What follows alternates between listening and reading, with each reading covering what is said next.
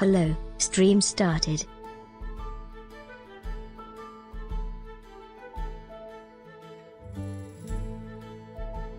Hello. Hello. How are you today? Hello. Welcome. Hello.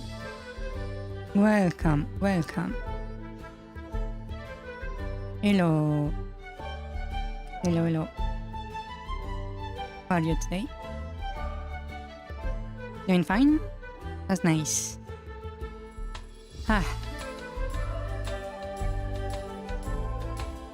Yesterday after the collab, I kinda fell asleep. Turns out, interacting with other people in a very social manner is very draining to me. Yeah. Yes. And today I woke up actually with pain, like as if I had done a workout or something, as if I had done exercise. Yeah. Yes. That's how you can tell I'm actually very introverted. Yes. It happens to me all the time. Whenever I'm in a very social situation, like when I go to a family gathering or other social interactions, sometimes the next day I wake up in pain. Yes.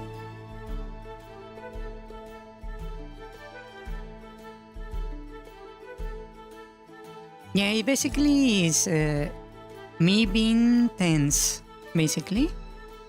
Somehow my muscles are a little bit flexed the whole time, so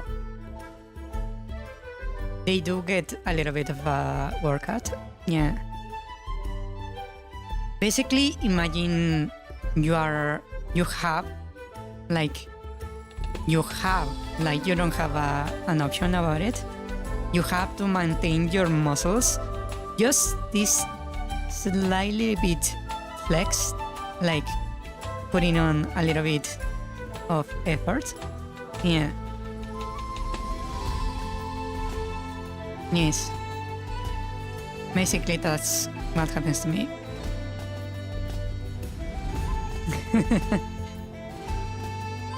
And I don't know why I do that, because I do it without really realizing that I'm doing it. Yes. So that makes basically social interactions not only psychologically exhausting, but also physically exhausting. Yeah. Yeah, I just keep my guard up. Yes. Basically, I'm like full alert, so I'm super tense, and I'm actually physically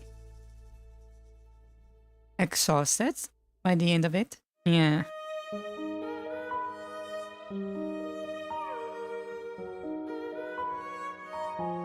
Yeah, but I'm still a little bit in a little bit of pain. Yeah. Muscle pain. Yeah. That's basically what's up with me. Also, I was checking the software called Obsidian.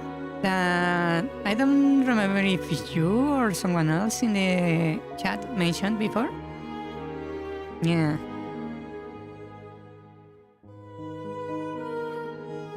DC, yeah. Basically, I was checking if I could use it to actually structure my projects better. It seems you actually can do it. Yeah.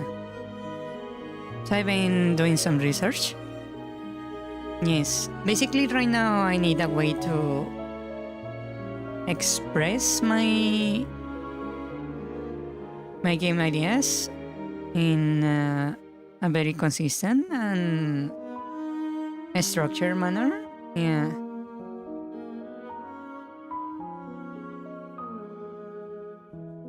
Yeah.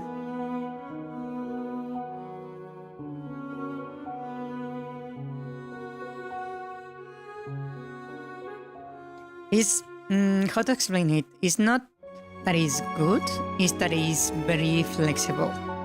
Basically, is a post-it system, basically, where you place a post-it with an idea, for example, and the software itself grabs all the post-its you have created as a whole and interconnects them using keywords and that kind of stuff, and basically allows you to, by restructuring your own notes, create like this documentation or whatever you're trying to create, and it even cross-reference a lot of stuff by itself, which is extremely useful. Yeah.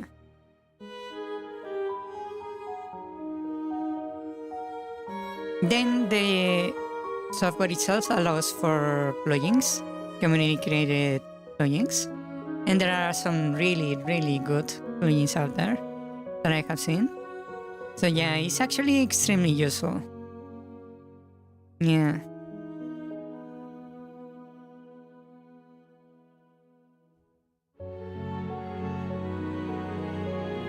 Yeah.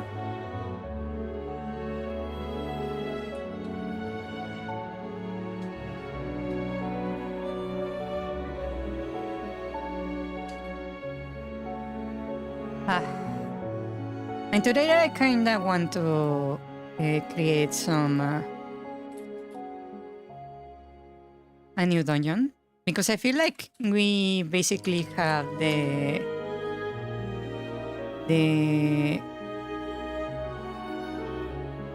how to call it, the original one basically done, right? So I kinda want to check that out. Yeah. It's done in a certain way, right? It's not perfect. That's why I kinda,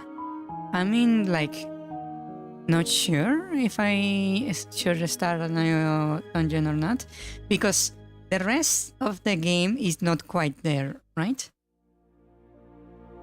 It's not really functional. You're currently trying to build the lore for a character. That's actually surprisingly difficult. Especially if you want to make the backstory rich. Yeah.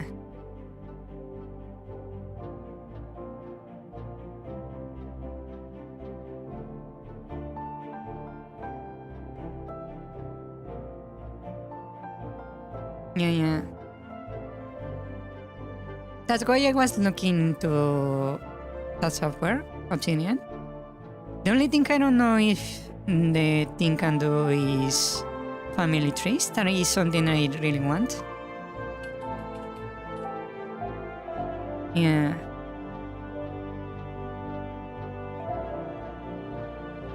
There doesn't seem to be any plugins for that, which is annoying, I will say. But then you may be able to reproduce it only using the features for the software as it is. Yeah.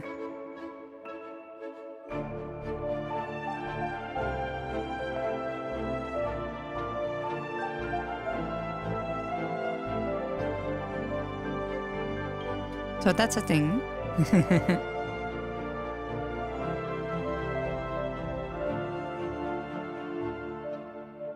Another thing that I noticed about the game is that I kinda forgot to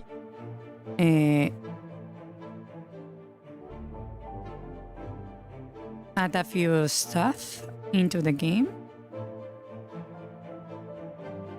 Yeah.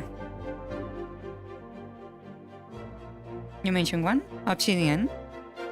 I was talking about that I was checking Obsidian. Yes, it seems extremely useful. Yeah. And it's also very simple on its default form. Yeah.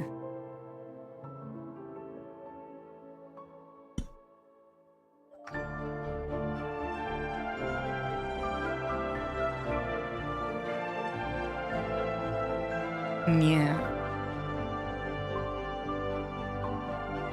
Also, I noticed that I forgot to take notes during the development of the game.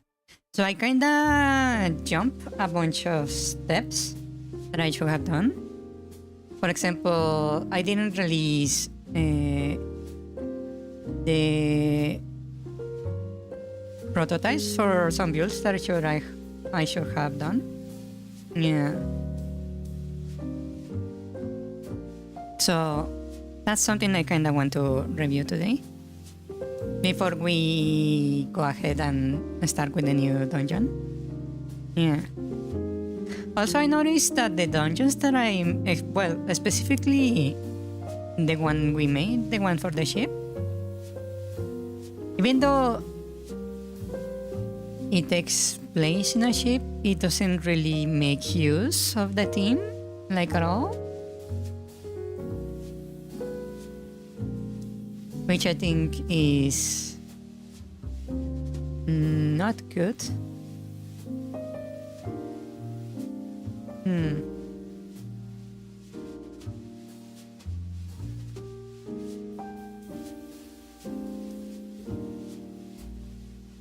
Yeah. So I was thinking maybe I really should do a little rework of the ship. Yeah, after all. But then again, I couldn't want to get stuck redoing stuff over and over again because I feel like I will not make any progress. Yeah.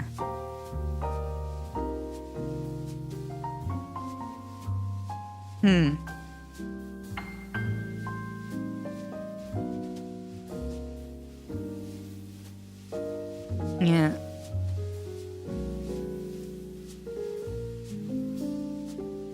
What do you guys think? Should I start on the dungeon 2? I feel like I should. Yeah.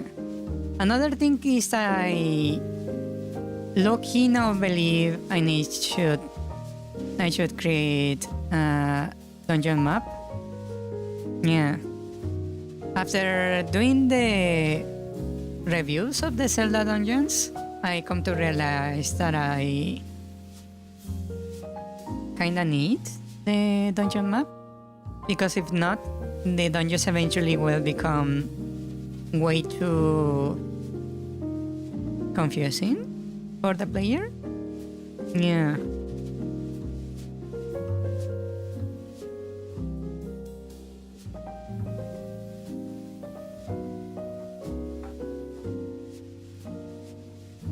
Yeah.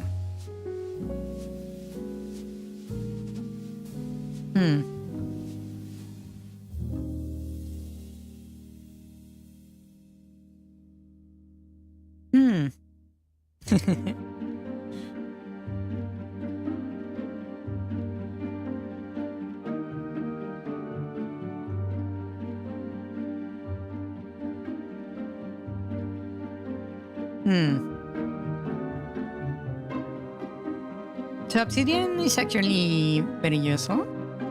I might actually use it. The only thing I don't like is that I don't know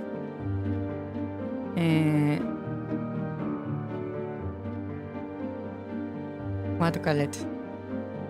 I kind of want the family tree. That's something I really wish I could structure. Yeah.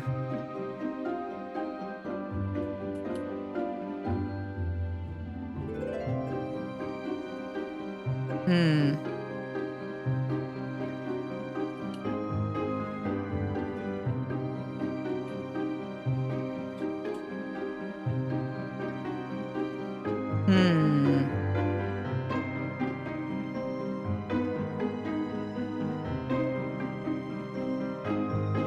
The issue with Obsidian, I believe, is that it's basically structured to take notes. It's not meant to be used as a writing tool or what to call it, word creator. Yeah.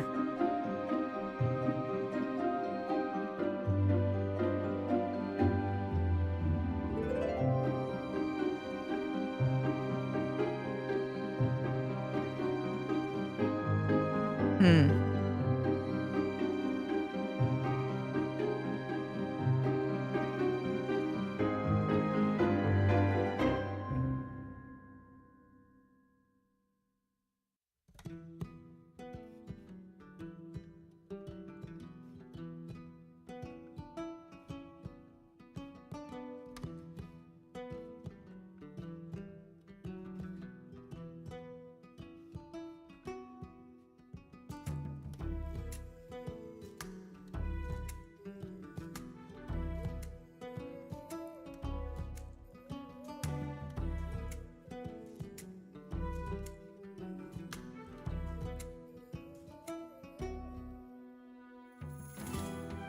Hmm. Yeah. Shall we reorganize stuff to begin with? Yeah. Hello, Basil. Did the text speech not trigger? Huh. That's weird. Hello? Text speech? Hello, stream started. E.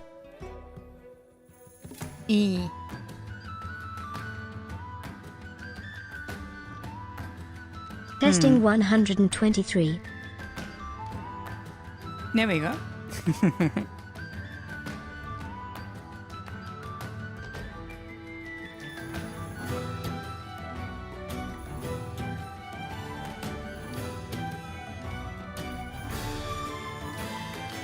Wait, is it working or is it not working?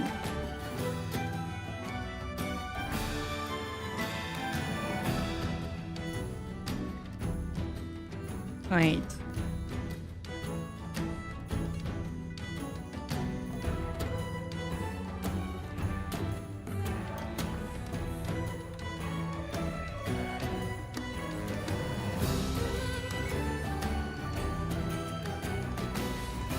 Test. It is working, huh?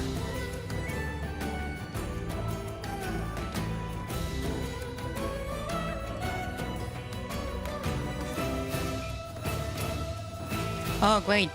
Now I remember. Is the... Probably you're triggering the anti-spam filtering? Yeah. That's what's happening. Yeah.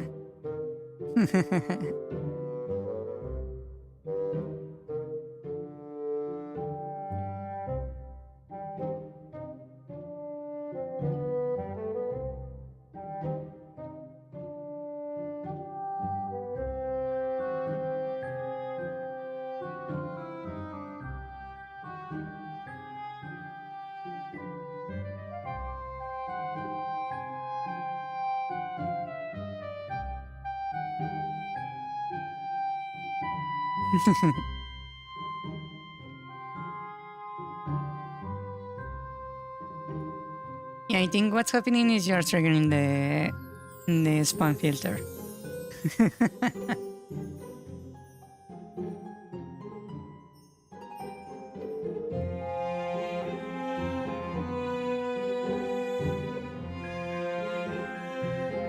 Okay, shall we go into the development then? I kinda want to get through Hello, it. stream started. E. Okay. Let me first face the Testing screen 123. Test. Test. Okay, that's working. Okay, first I kinda want to make a and export. Make a build.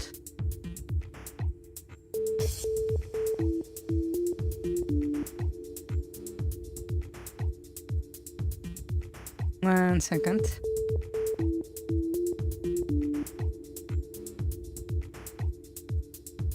I will call this build probably the 0.25, since that was the build we were supposed to be in. As of the contents of the build, that's going to be a bit different. Yeah.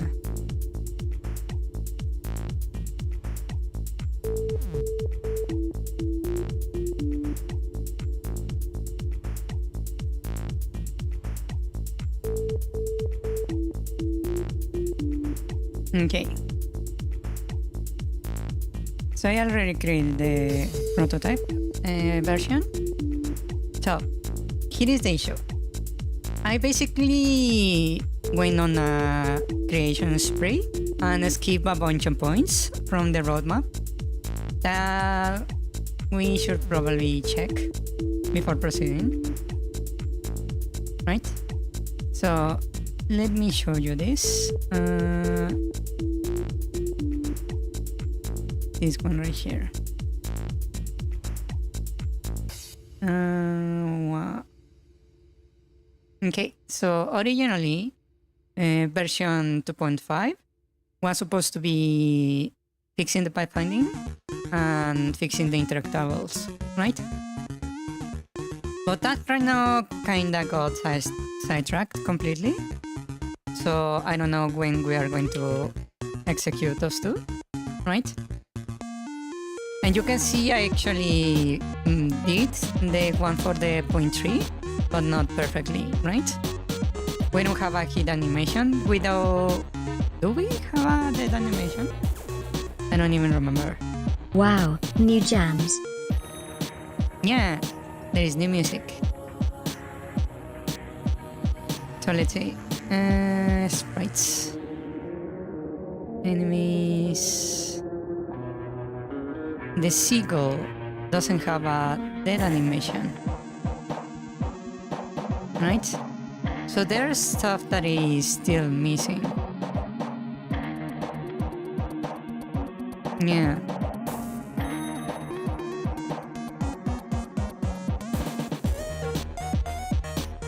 So we know the hit and animation are basically missing, so I'm going to move these ones so over here. That is the one we were working on, 2.5, right? So we have this missing from the seagull. Then I had these ones that I wanted to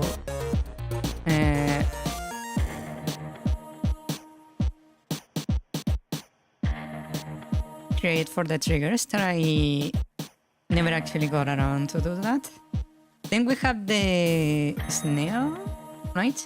So we have the attacks. We have the wonderland animation. Then we have the hit animation. Let's see. I need to hide this. So for the snail, we have the idle, the hunting, the attack. We don't have a dead animation or a hit animation. We don't have a all animation either, I believe. So we have this, but not the others. Blah, blah, blah. Right? I also need to include here that we did create a partial seagull AI that was created, right? And we did the same thing for the snail, partial snail AI, because it still needs some stuff to be fixed, right? And let's see, we did the same for the crab, right? We made the... Let me check actually.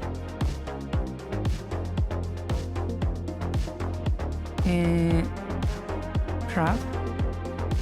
We have hunting, idle, and movement. We don't even have an attack animation of this guy.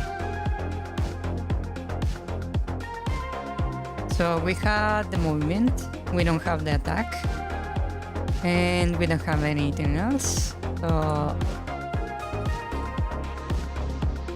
we can move this one over here. And I can grab this also. Partial Krabby AI for this version in particular, right? Let's see. I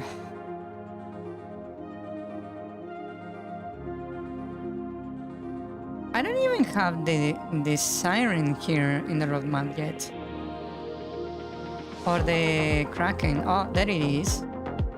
Siren AI and the Kraken. Right here, they are supposed to be 0.6 and 0.7.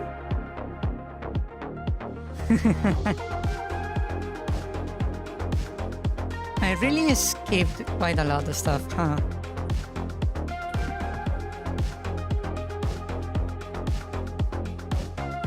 Yeah. So let me place this over here.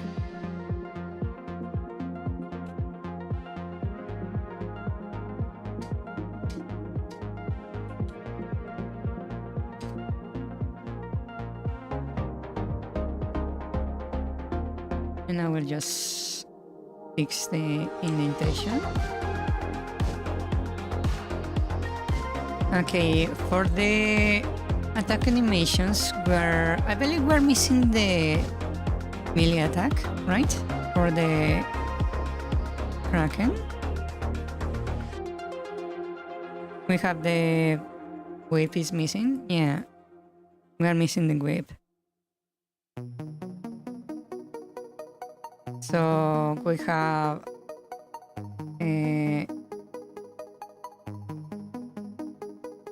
Kraken attack animations. We're missing. We have the in shot. We have the charge. We have the sweep. We're missing the whip animation. The AI is basically, for the most part, done, I believe. Right? So we have all this. I'm going to copy this and move it over here. Right? So we are missing the whip. The movement we already have, so I'm going to move this over here.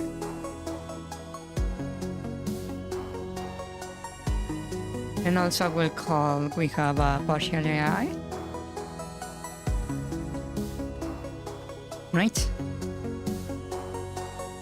Oh, you notice my notes over here?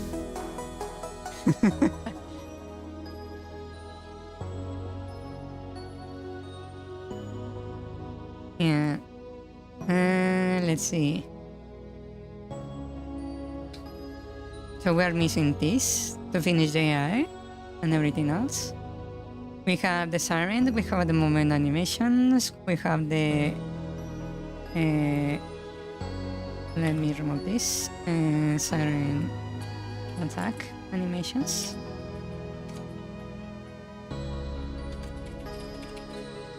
Right. We're missing the AI. We have the is partial, it's not perfect yet. So from here we have the water shot. We have the charge. We have the ice ball. What else? We are missing the wave, a sprite,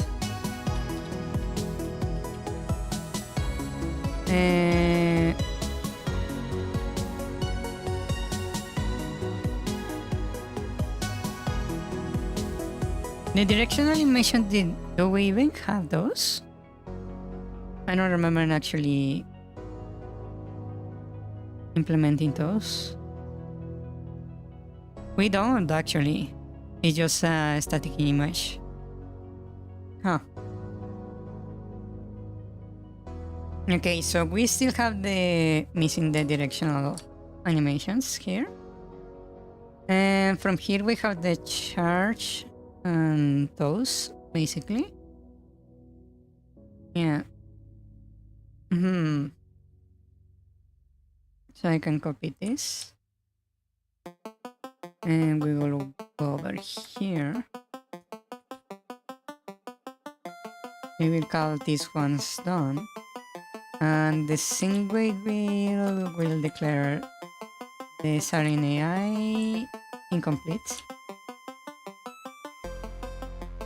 Yeah. I can remove this from here.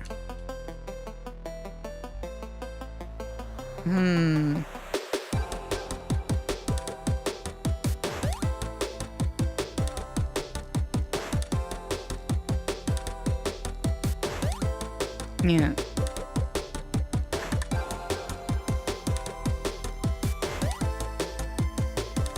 Is that all we implemented here?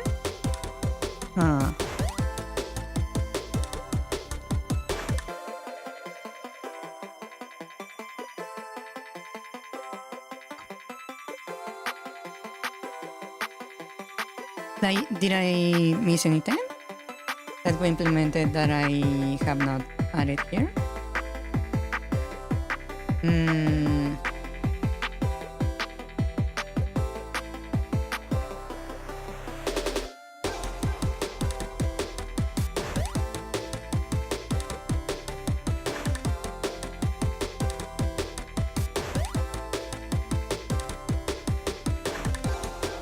What else am I missing?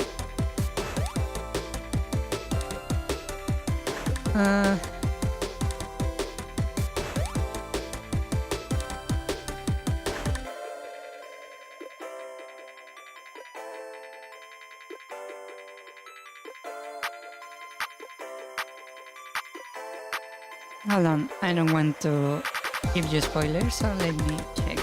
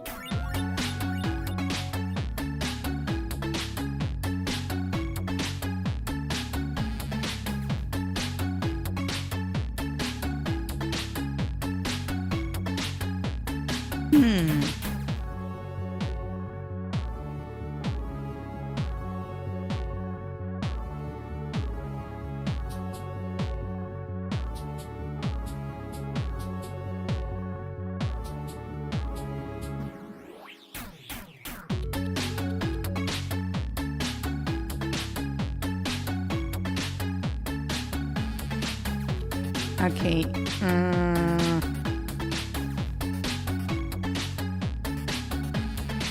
Yeah, I think that's all from the one.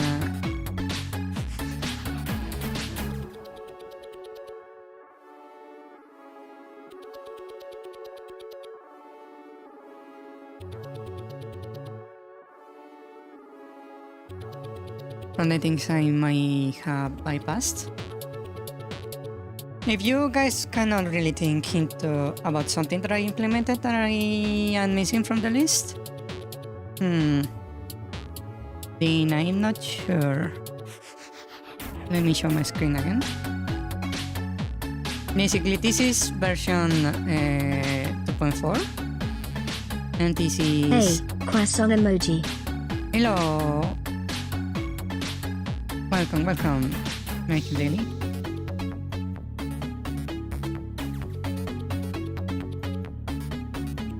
the croissants.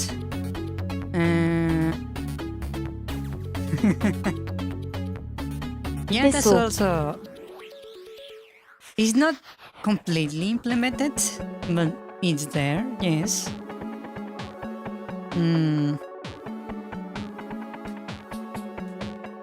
I suppose I can add it. Functionality for the croissants item.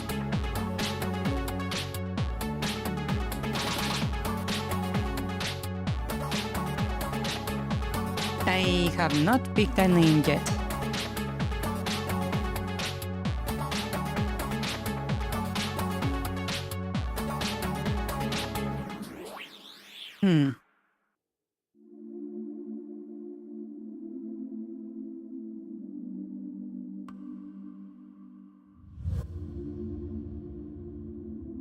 The Moonleaf Amulet? Yeah. It's actually pretty good. Yes. Are we missing anything else from this list?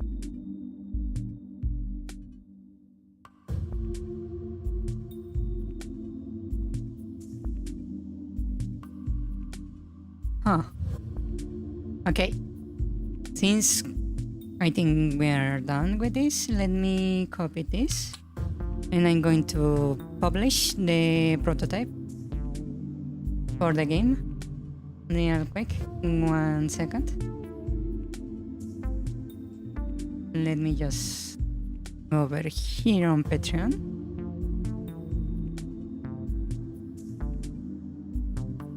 Okay. So I'm going to open this and create this. Okay. Let me clean this up real quick.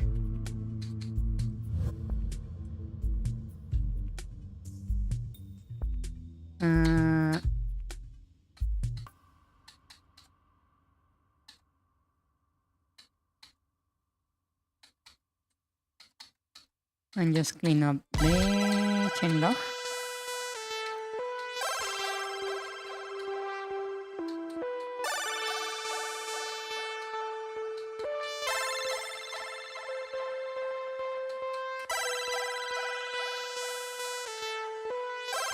Okay, let's see.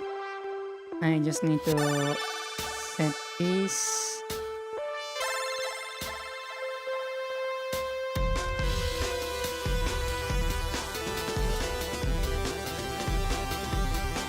One second. I am fixing the format real quick.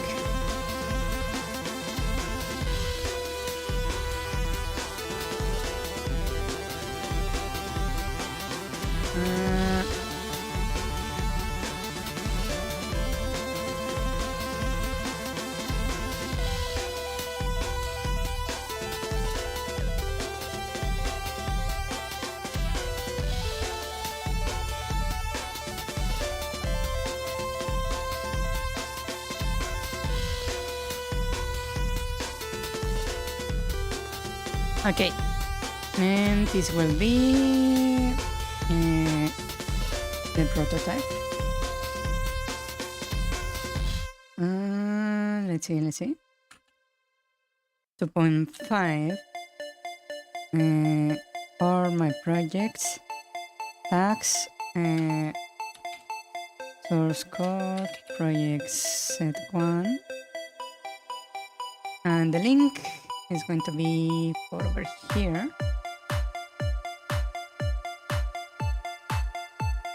No. I just need to open the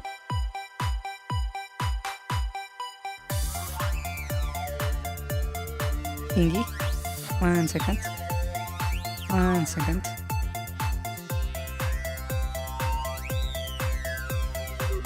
Okay, that's right there.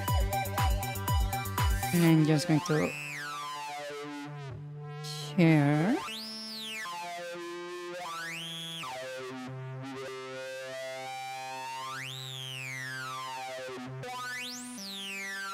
Okay. So the link.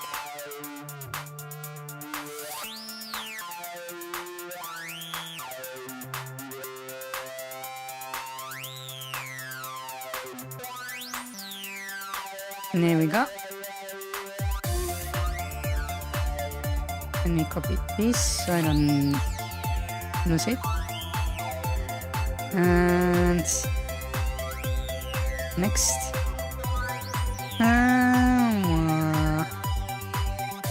For the prototype, this is going to be pretty much public. Okay. There we go. That's the prototype. The source code. Wait. Is that correct?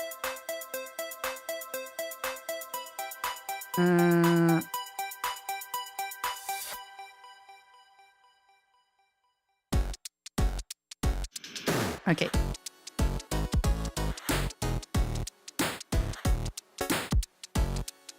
And now for the other thing. 1 second.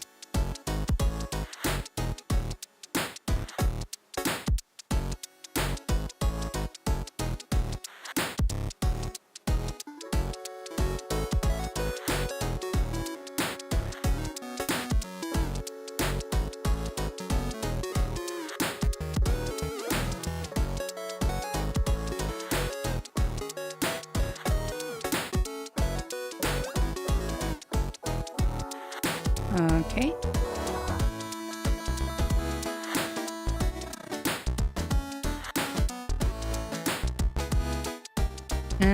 Collections is that prototype. Okay.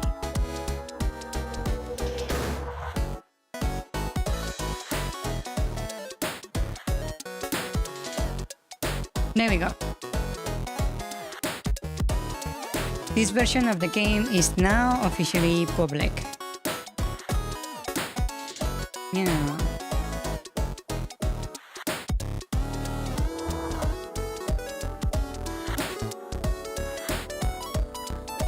And that officially makes this prototype version complete. Yeah.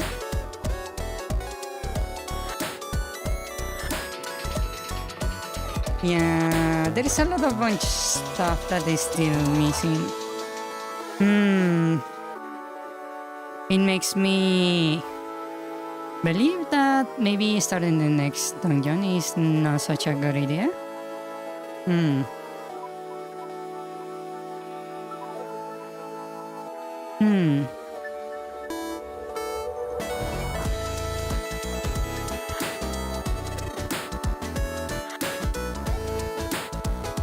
Basically, to release the demo that I want to make, I need to reach at least version 0.1, right? But that is not going to work easily. We're not going to get there quite fast.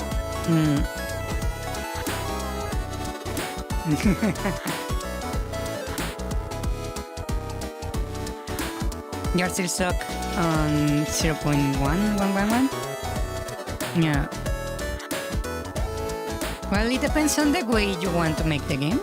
There are different ways of go about it. Yeah. You could go top down and write a story first. And then think about how to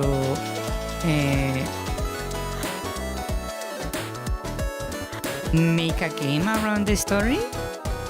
Or you could go from bottom up, where you basically make the gameplay first, and then think about the story to go with it. Yeah.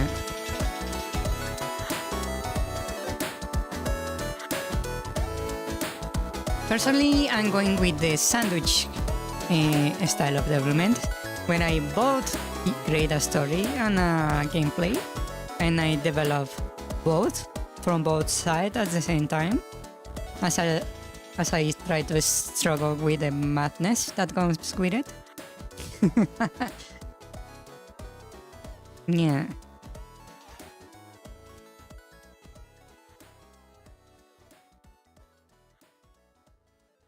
But yeah, the prototype for the game is already available on my page. Yes. Yeah.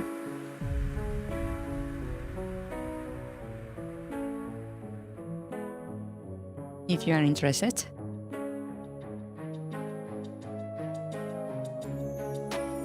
Okay, so from here, where do we go? What is going to be in our next milestone? Is the question, right? So this would be 2.6, I suppose.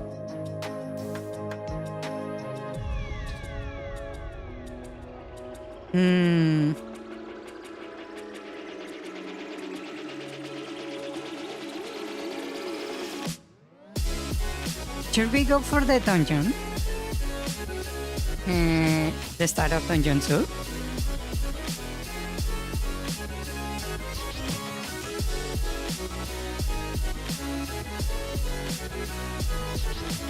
What should we do?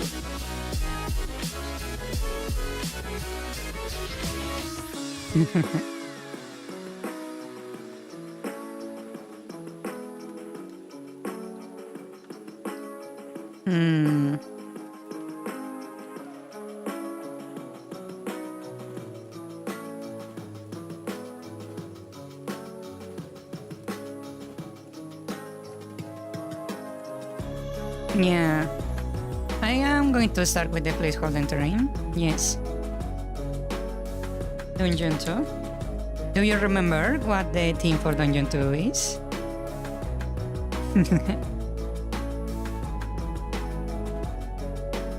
If we are talking about cravings, I want a little bit of chocolate cake. Maybe a hamburger. Yeah.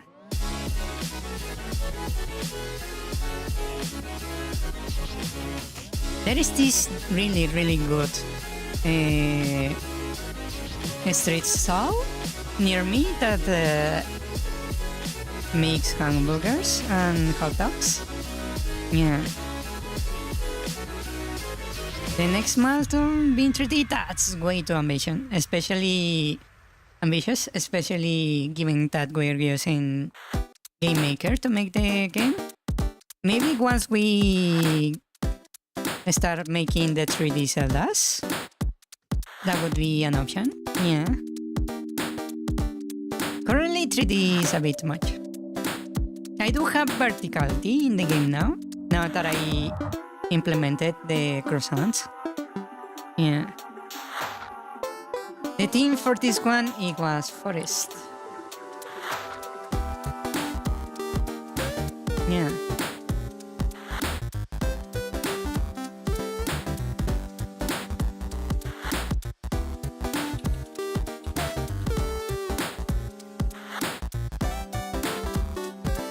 It's actually a very specific kind of forest.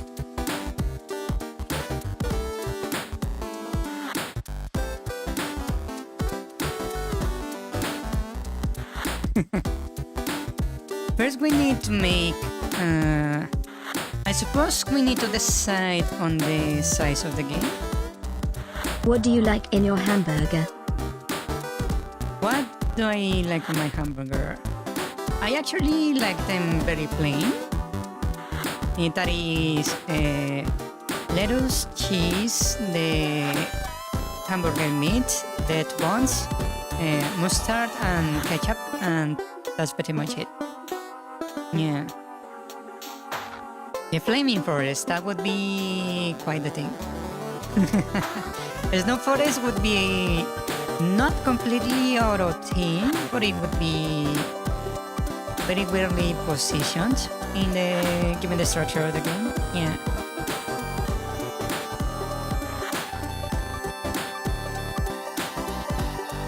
Grilled onions?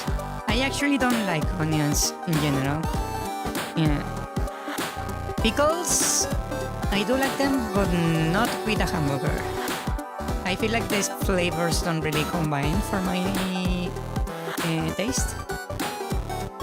Bobo Swamp. I feel like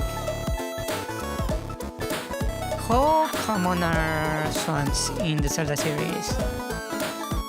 I kinda just remember one swamp and that's pretty much it. Oh, maybe two.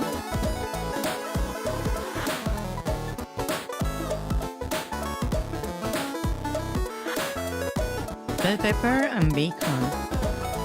I do like bacon with my hot dogs, not with the hamburger. Then again, I never actually tried it. Yeah.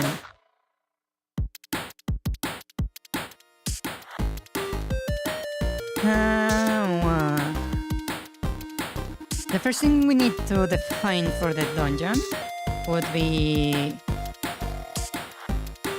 the size, right?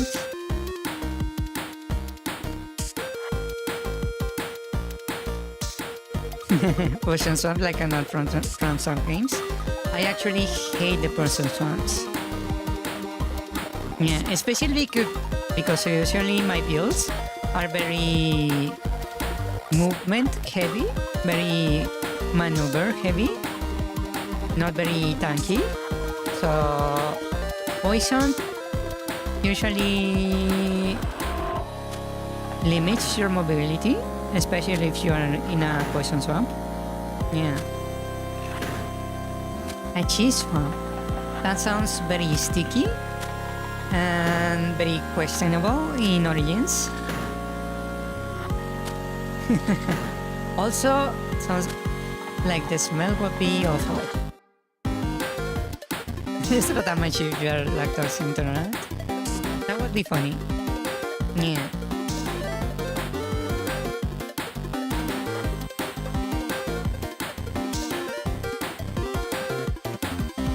Given the size we will need, well, the structure is going to be very specific.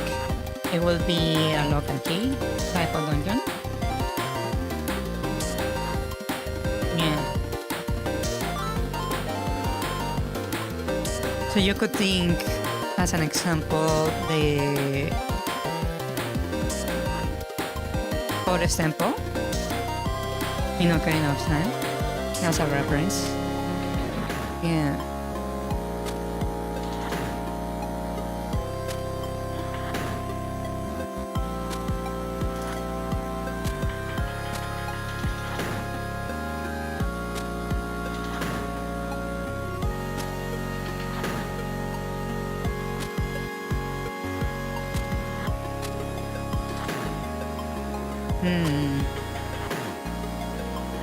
Fairy forest.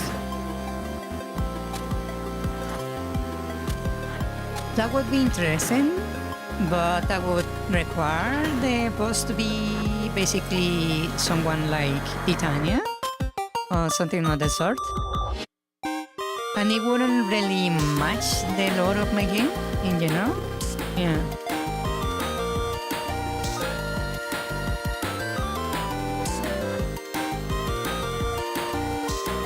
With big monsters instead of trees. Yeah. It would be interesting to make, but I feel like I will end up making something like the mushroom biome from Minecraft. Yeah. Or just a jungle. It wouldn't make sense geographically from the location of the game.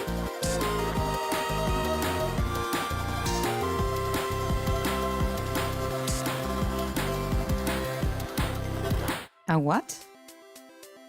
IHOP? Hidden game? What is that one?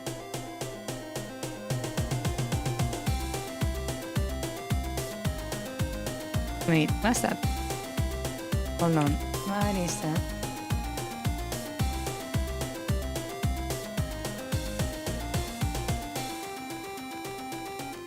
I hope Grand Patio. Long-standing chain serving wide variety of pancakes and American breakfast.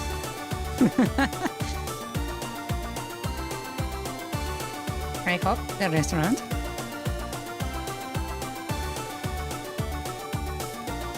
Oh, you are actually meaning the restaurant.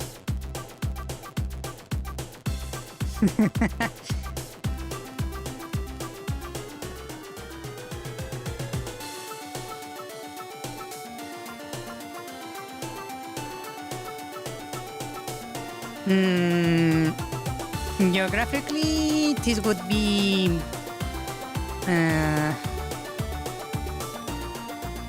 Northern Europe kind of climate. Yeah, you would see snow in general. Yeah.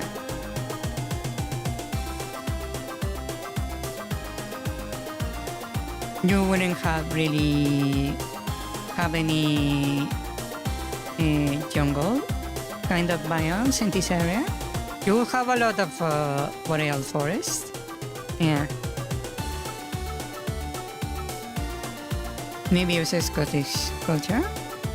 Well, we are already I am already borrowing from a bunch of cultures. Yes, not Scottish specifically, but I am borrowing stuff from cultures.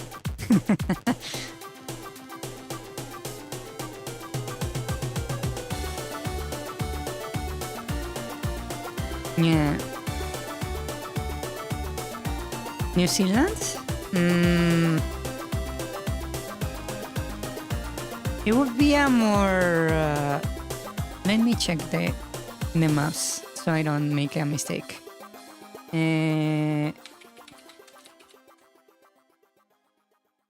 Let's see.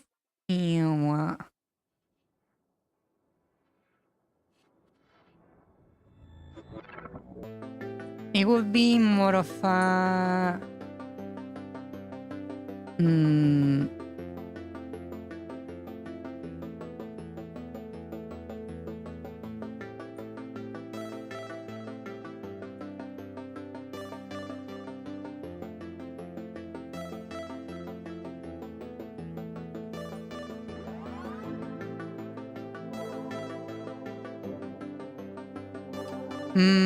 more...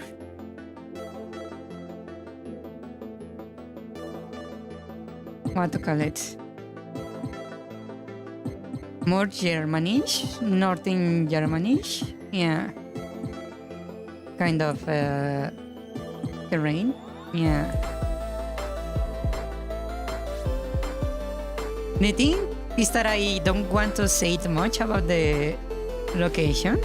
I am based in the geography because it's actually a hint to the history and lore of the game, but yes, snowy with lots of rain, indeed.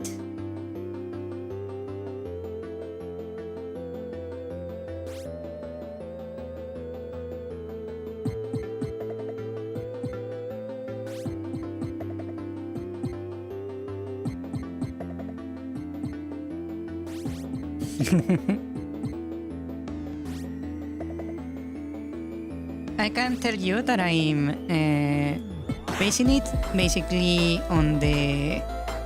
At least the first few games is going to be lots of Europe team stuff. Yeah. So yeah, it's on the same area as Germany and England currently. Yeah. On that ballpark, yes.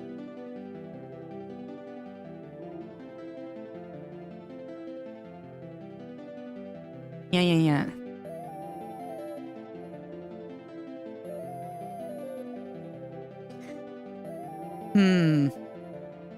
Yeah. It's close to the sea, indeed. Of course, the geography from my world is not going to be a one-to-one to Earth, right? It's going to be original. Yeah.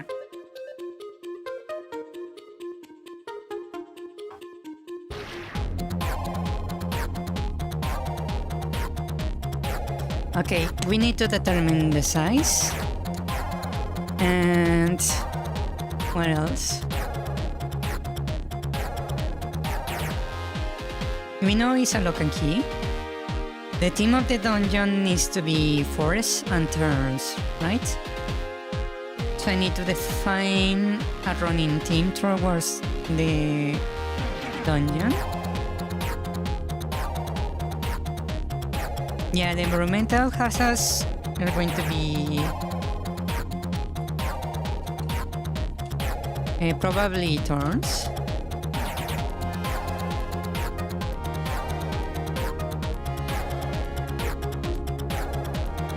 Yeah.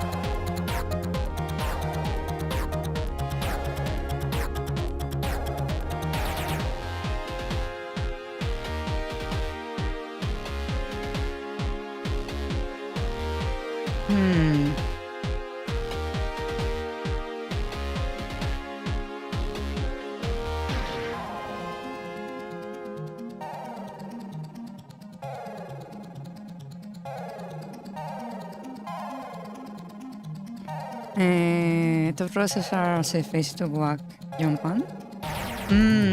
That would need the roses to be fairly big. Like, man-eater plants, kind of big. Yeah.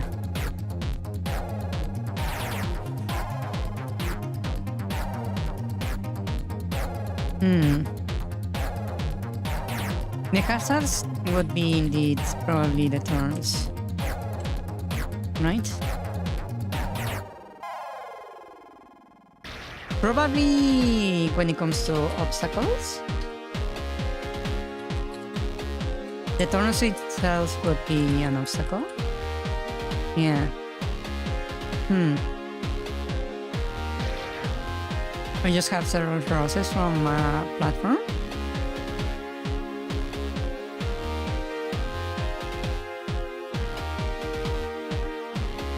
That makes me think you guys are imagining a sea of thorns as like the dungeon. And that's a bit much.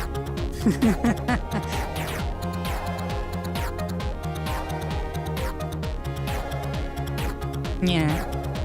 Even though I call it the thorn forest, it's still a forest. Not a wall of endless thorns.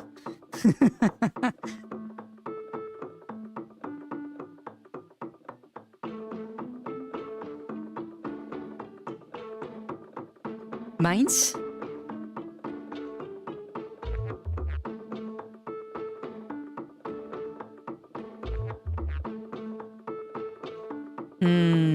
Roots?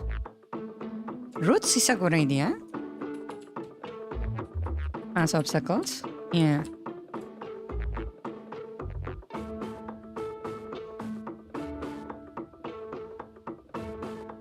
What else would be nice as a hazard? The dungeon item, we need to define that too. We need to define it currently. Snake burrows. Do we have... let me hide the screen from it. Do we have an enemy snake in the area for the...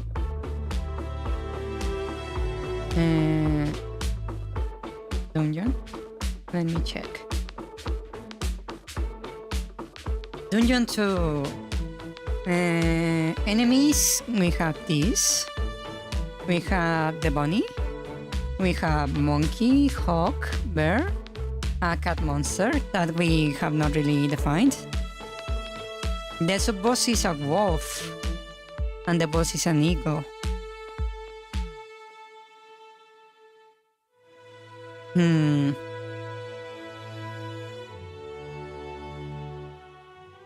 Rabbit hole?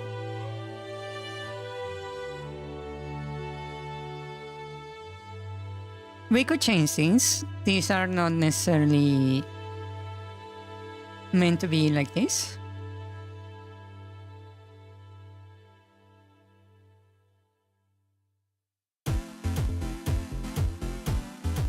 A porcupine.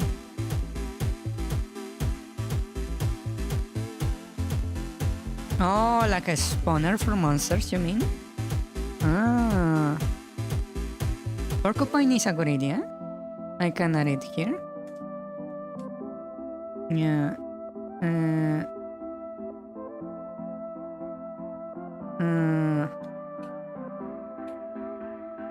I don't know how to write porcupine.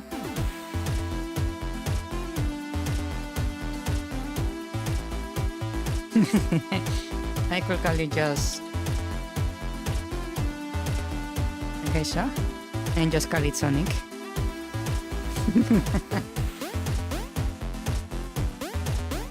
Let me move this actually. Let's just copy this.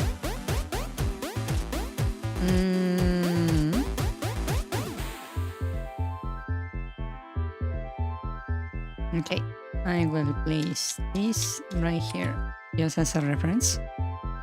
So we had the enemies for this. That would be we have the bunny, right? We have the hawk, boar, the porcupine or hedgehog. Right, let me grab this info. And we have the cat monster we have not decided on.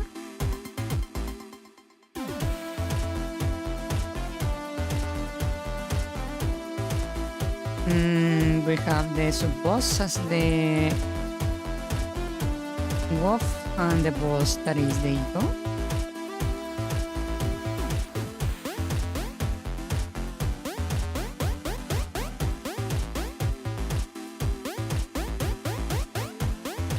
Right, so we have these guys. All circle, that could be another option. But we do have already another enemy that flies. We also have the boss that is an eagle. Yeah. We have a grappling hook. We do have something that is akin to a grappling hook, but is supposed to be a later dungeon item. Yeah. Yeah, we're trying to decide which monsters are going to keep. Because given the theme of the forest of thorns, maybe having an animal boss would not be the best idea. Yeah.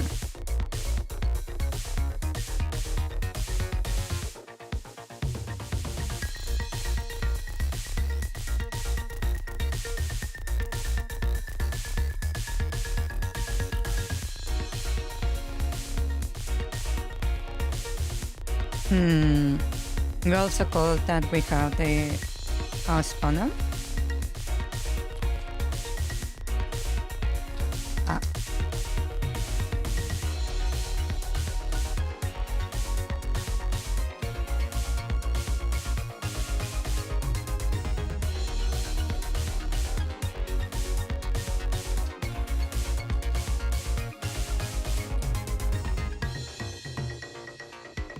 Yeah, we do have the whip, yes.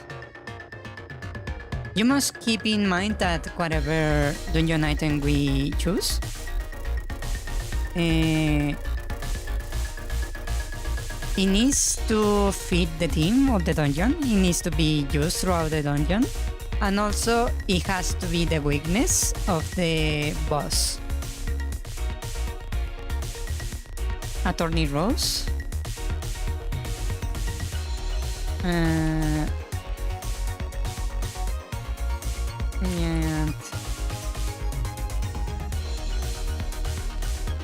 Attorney Rose. That could be an option, yeah.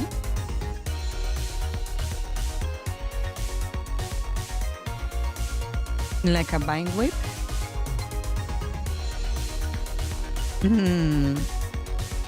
If I was making a game like Metroid, the Thorny Vinewick will be what I have the Thorny Rose, the boss, drop after killing it. Yeah. A watering can.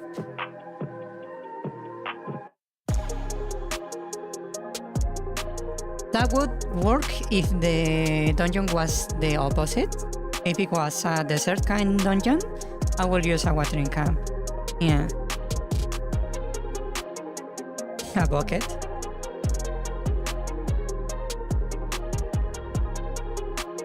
That doesn't sound very dungeon itemy, having a bucket as the item.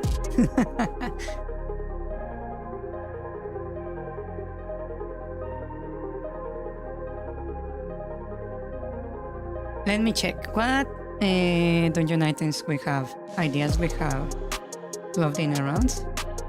I'm pretty sure we had a list, right? Yeah, right here. Let me copy this and go back. Yeah, okay, so we have these options from the list we had before. Right here. The bombs we already used for the shipwreck.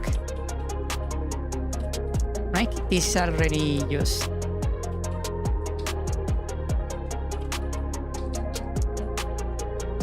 Right, we had the ever-burning torch. We have bow and arrow. The magnet that we need to change the name. Also this one right here, we need to change the name.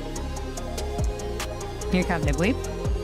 And 3 others that we have not really decided on.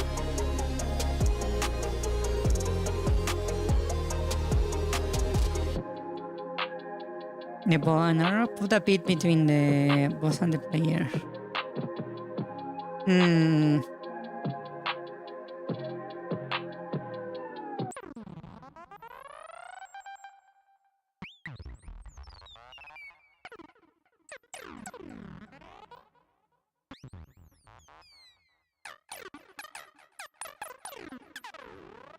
The bow and arrow. The bow and arrow would work really well if the boss was the eagle. Yeah. Because you could have the eagle moving to unreachable areas in the battlefield. And you had to use the bow and arrow. Yeah, for the rose it doesn't really work. Yeah. At least not quite thematically. It would work, but it would be very gamey. It would be very forced, I feel. Yeah.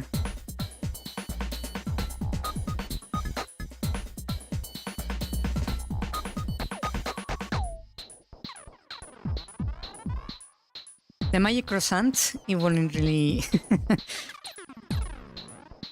make sense either. Yeah.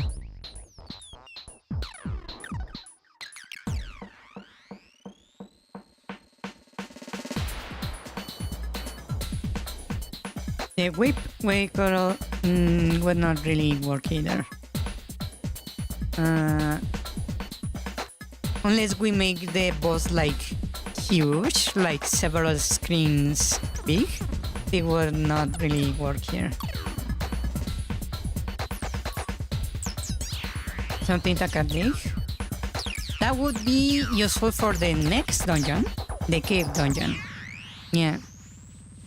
Actually, I believe the boss right now for the cave dungeon is a worm, a giant worm, according to the documents. Yeah.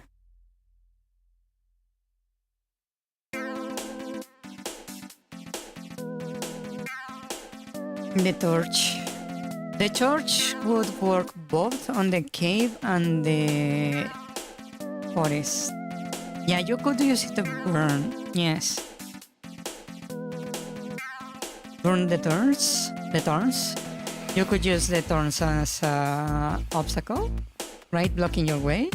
And you need to use the torch to burn that. You could use it, make it a dark forest. Yeah, that's true.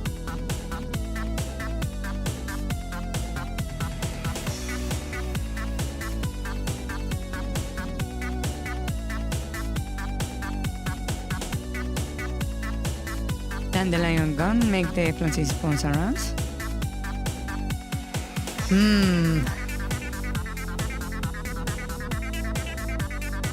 I feel like that one would work if the game was a shooter. Because within a forest there is not that much wind, I believe. Yeah, but if this was a shooter, like enter the dungeon, it would work pretty fine. Yeah.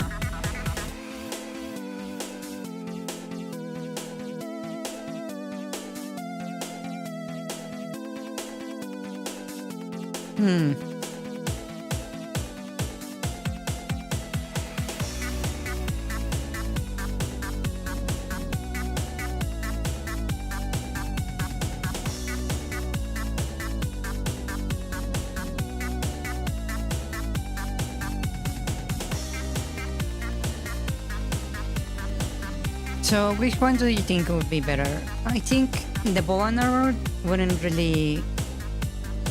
It will work, but it will not fit the theme. I think the one that fits better is the torch. Yeah.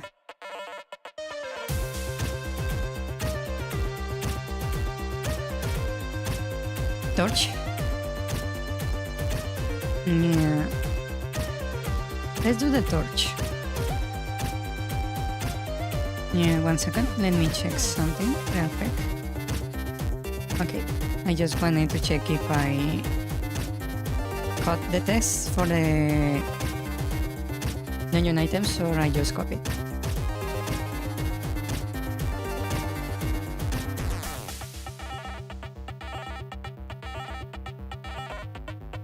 Magic will always torch. Basically, yeah. I'm planning to make it a torch that basically would be like a fire road, but a little bit more limited. Yeah.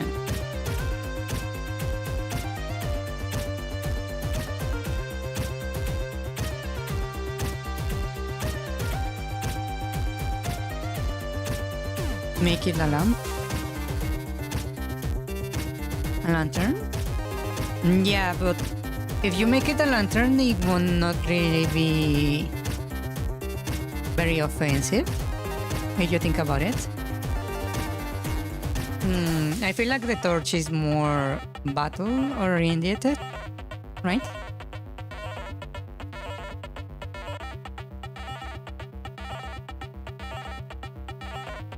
Well, the original game does have the lantern as an item. Yeah.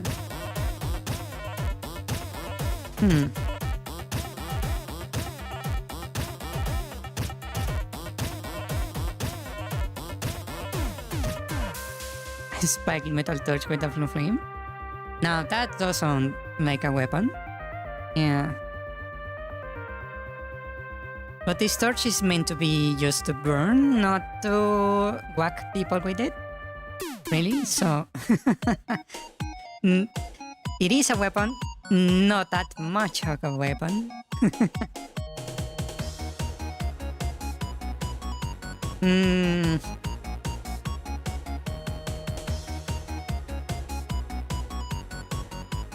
Okay, we will keep the torch. We will decide on the appearance later. From the enemies, we need to cut this down to 5, basically. I want basically a small fry. I want a charger. I want a flying one. And I want a tank. So we need basically the small fry. We need a flying one.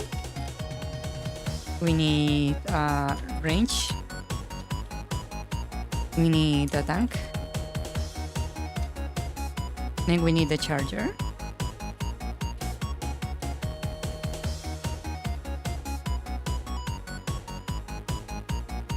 The small fry could be the bunny, right? The flying one we could use either the hawk or the owl, depending on the thing we want to go with. The bird could be the charger or the porcupine. Well, the porcupine could be the range also by shooting spikes. The cat monster, I have no idea what it's supposed to be. I don't remember when we made this proposed list what this one's going to be about.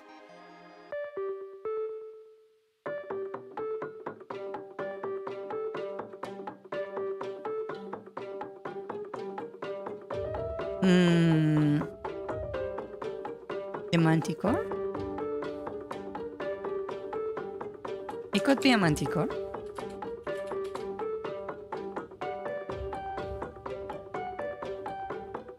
Cat monster steals your money and runs away.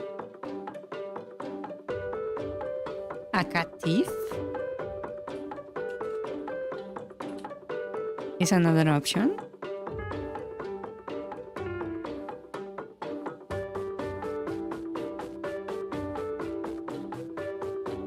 A werecat. What are werecats in reality? Do they even exist? Let me do a little Google search. It's a fictional creature. Okay.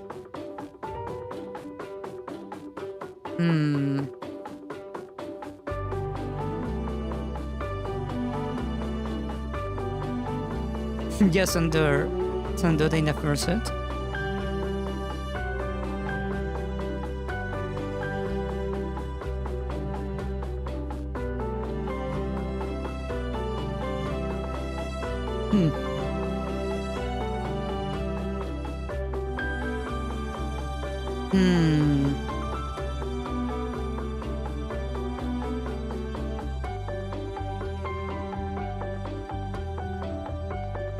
What other options do we have? For the small fry, we can keep the bunny, right?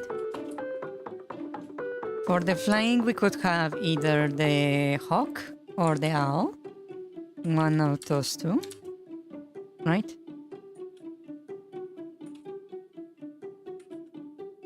Let me move this over here. Right? The range, I still don't know what to put here. The tank, it could be the porcupine or hedgehog, could be the tank.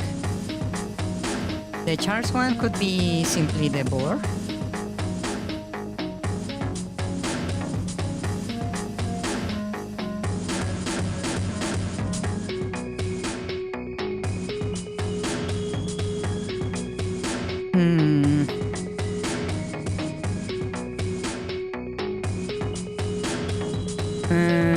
Skunks.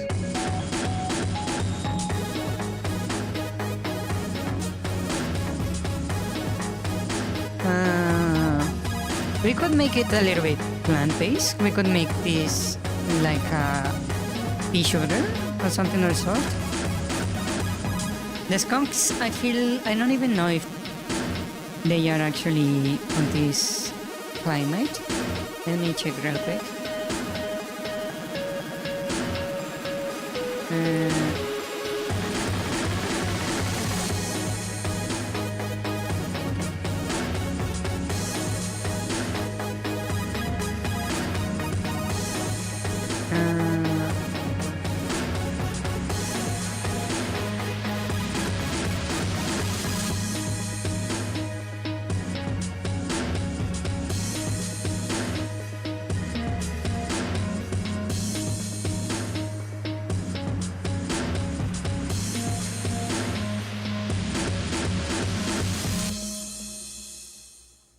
I have no idea. spiders that shoot webs. That could be another option. Yeah.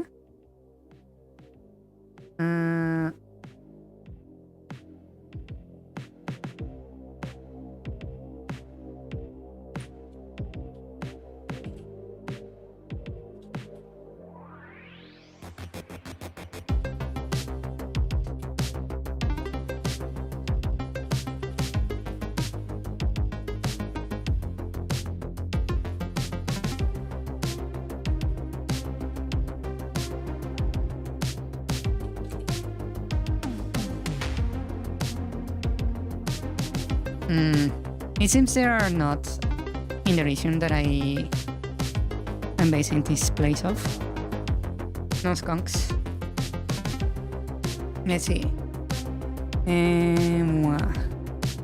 We could have spiders. Yeah.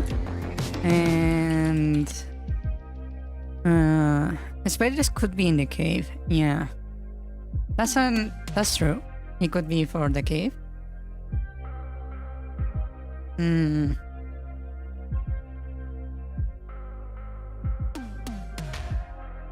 We could potentially have the porcupine being in the range if we let it shoot the spikes.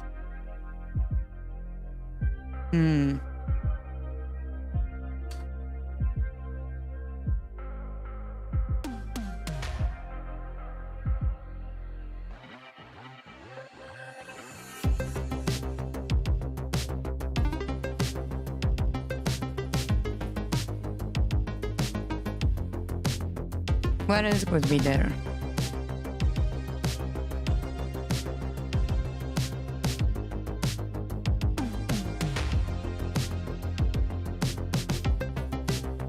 The spider, we could have the porcupine. The skunk, I feel like would be a bit out of place.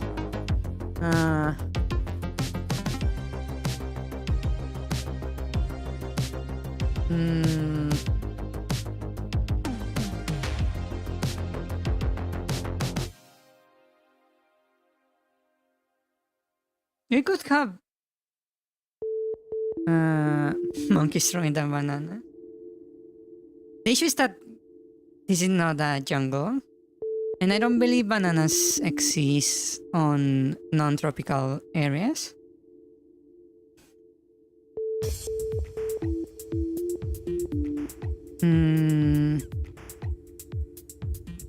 We could have the let me just set this on parentheses, a web shot. We could have a spider with the web shot. We could have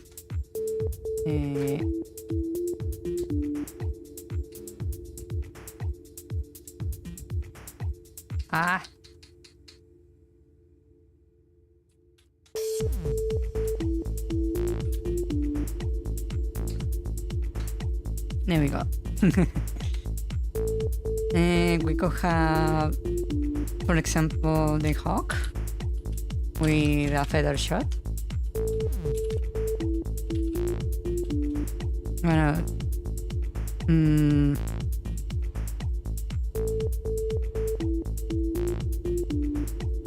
Yeah, monkeys like to throw poop, indeed.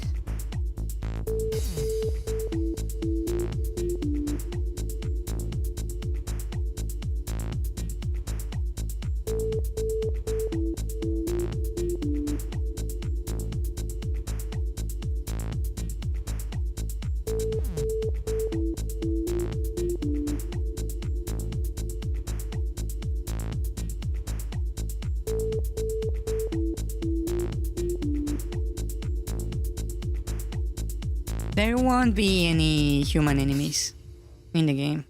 Given the location and the reason for the game, there cannot be any human enemies.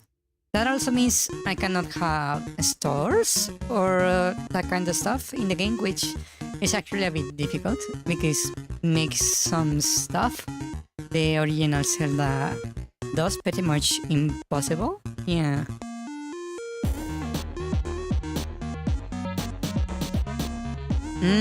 A mall?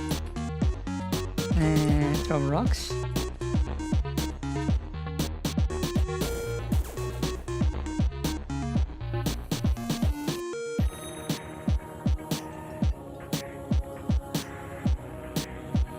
What else we could have here?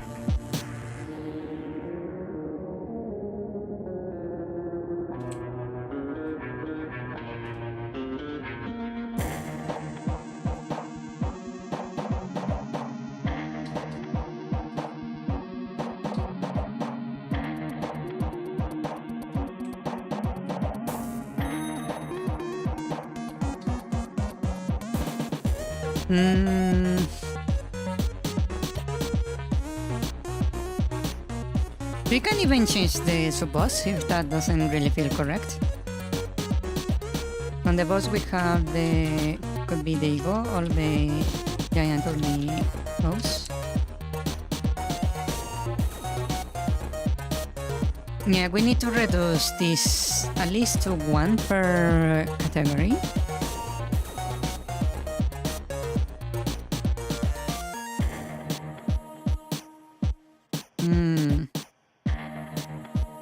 The cat monster, we don't even know what it does. We don't have it on any category. Where would you put the cat monster? Manticore or thief?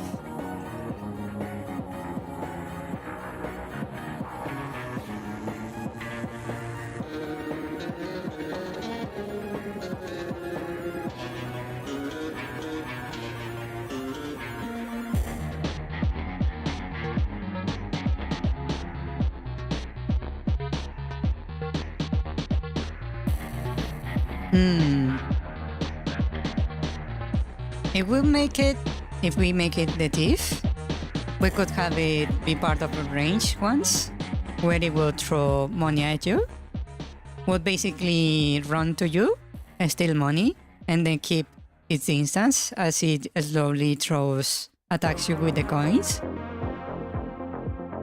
That's one mechanic. Yeah. That's one option.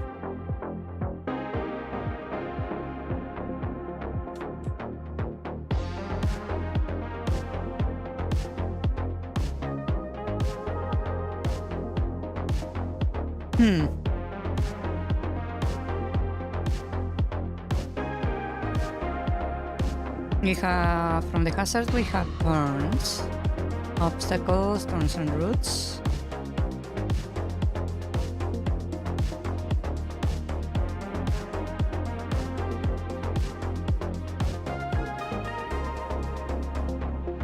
We have a spawner.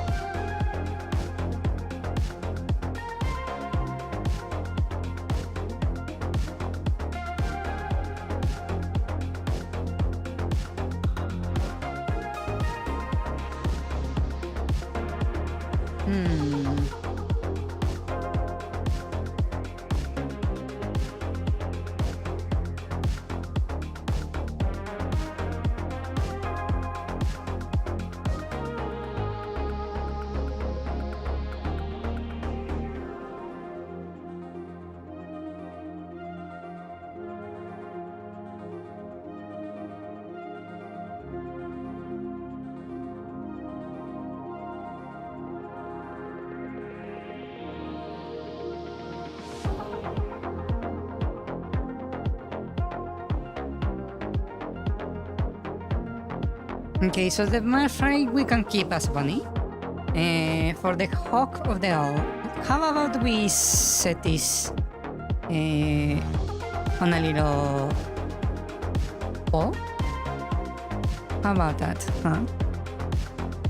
How do I start the pole? Not that. Right here? Pole. So we will ask Hawk or Owl. Yeah.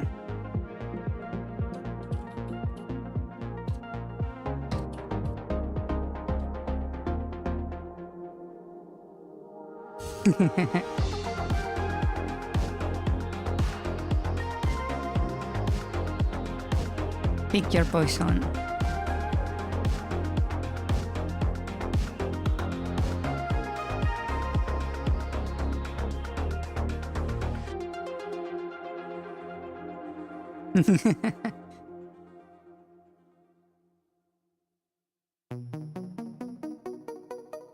We'll see, we'll see.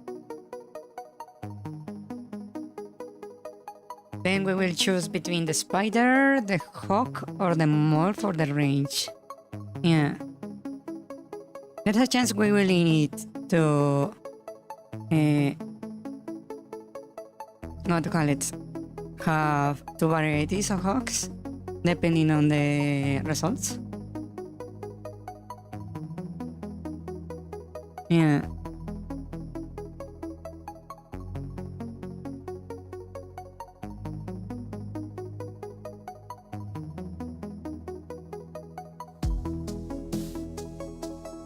Yeah.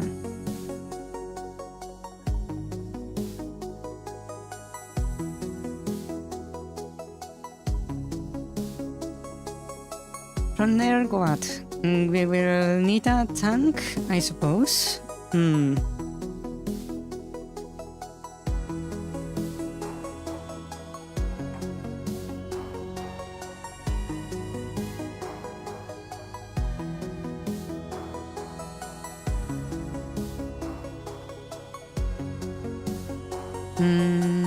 Then we will have the boss also. Okay. Should I close the voting? Or...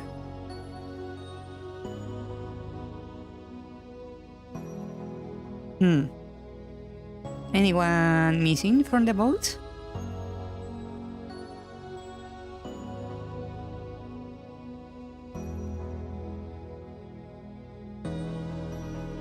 Okay. Let me finish the poll. And it was a win for the owl. So the flying enemy for the dungeon is going to be the owl. Okay, let's go to select the ranged one. So we have this guy, the spider, we have the hawk, we have the mole,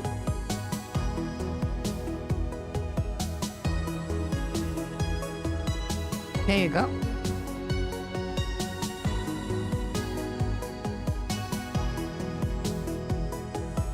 Choose.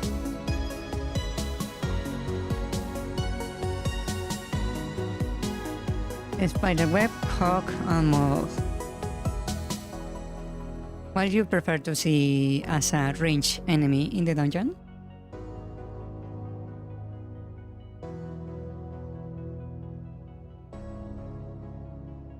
You refuse to participate in the democratic system?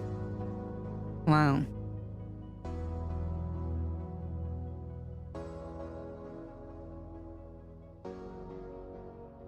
Spider, hawk, or mole?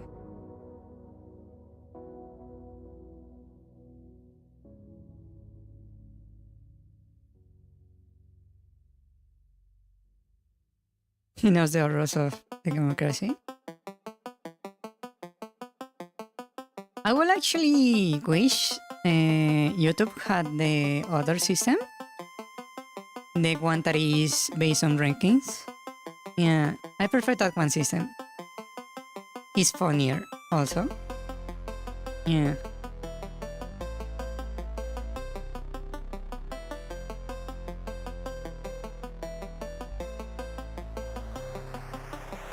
Okay.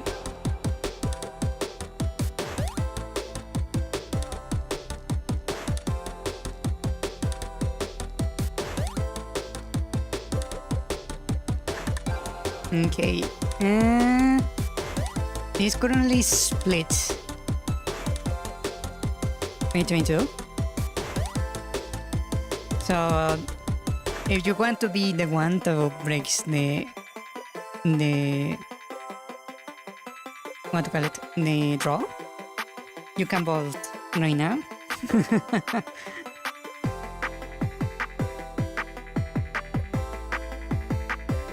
Tiebreaker.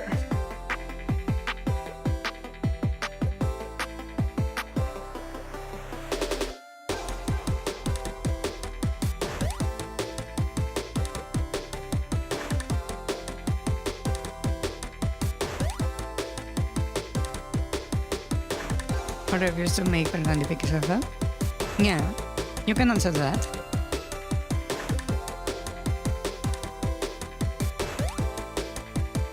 Make it moles with wings that drop rocks on people. The issue is that we already have a flying enemy. And we need a ranged one. Yeah.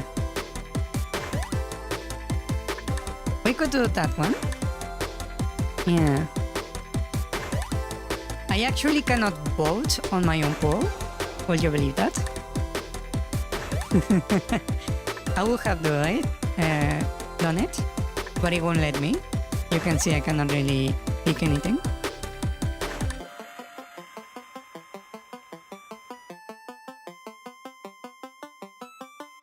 I could use Historia to vote, I suppose. That's an option. Yeah.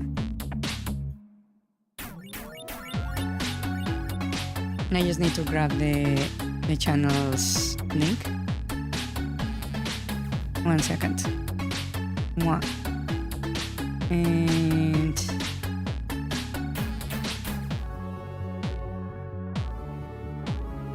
let me check.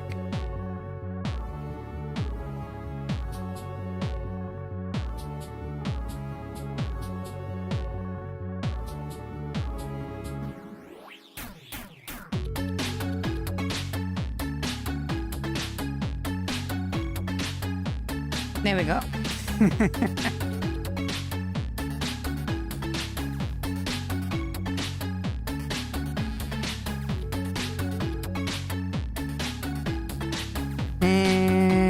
We got wombat, and if that is basically a womp with a bat that swings and not an actual combat. A womp with bat swing. That would be quite cursed, I believe. And it would be really, really, really out of place. Yeah.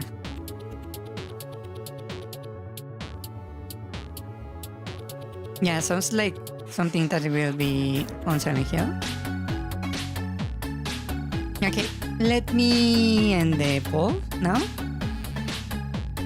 And the winner is the mole. Okay, so it's going to be the mole. Now for the tank, we have basically the same enemy, but I will make the vote just because.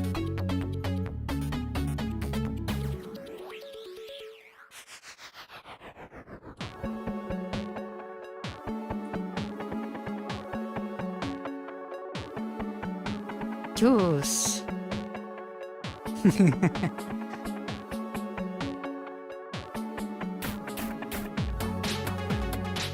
Yeah.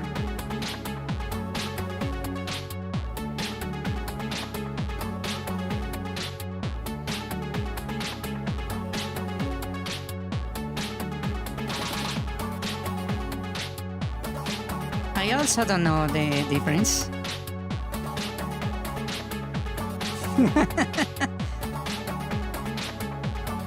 I could literally make a hedgehog and call it a porcupine in the game. Yeah.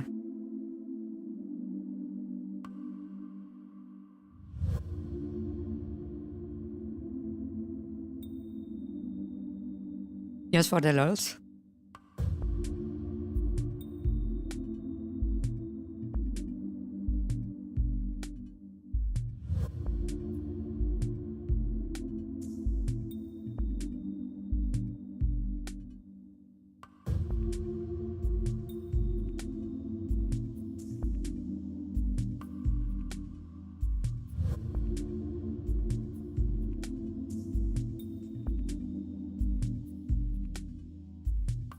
You're curious to see how I'll make a porcupine? It would be probably with a lot of confusion. Yeah. How are we going? 5 votes? Okay. You don't even know what it looks like? Let me see. What? Let's end the poll. And the victory is for the porcupine. This is the porcupine. Right here.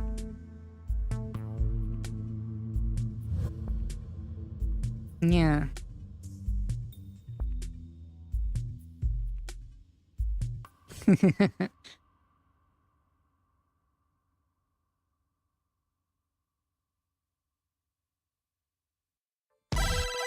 Yeah, the first design will probably be very weird. Yeah. Okay. Let's see. The next option, I suppose, let me remove this, would be between the eagle and the giant turtle rose. Personally, I believe the rose is way more in theme with the dungeon. Yeah.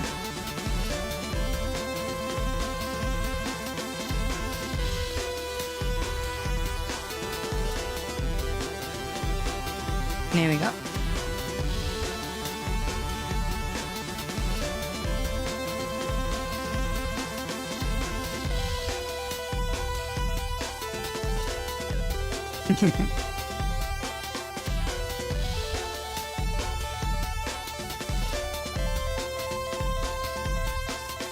Yeah. This dungeon could be very interesting to make. Yes.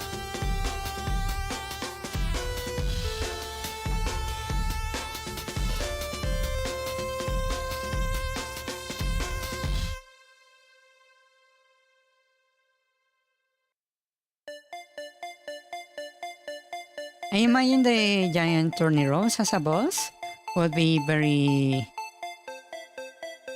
interesting. Yeah.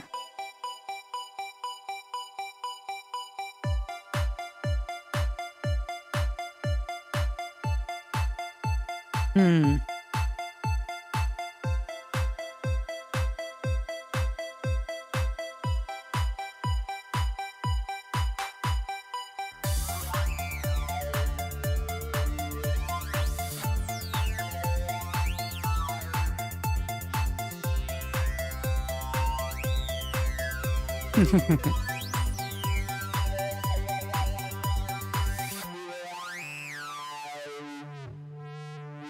You guys hate hawks and eagles, and therefore America? You vote against hawks and eagles too? Wow. Wow. Okay. We are missing one or two votes, depending on what you think. Yeah. I will wait for a little bit.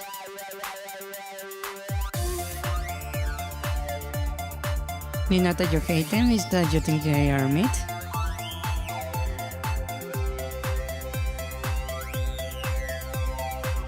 Yeah, a lot of animals are very vicious. They are very angry for no apparent reason. Yeah.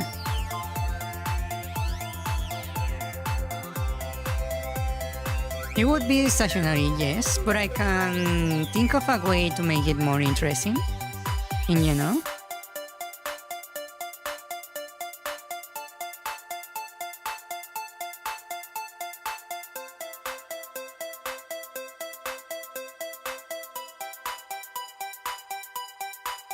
Badgers are way more metal.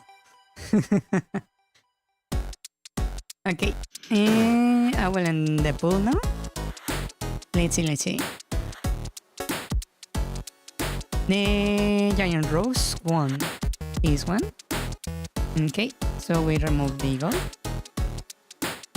Okay, so this is what we had so far. The size we have not really decided yet.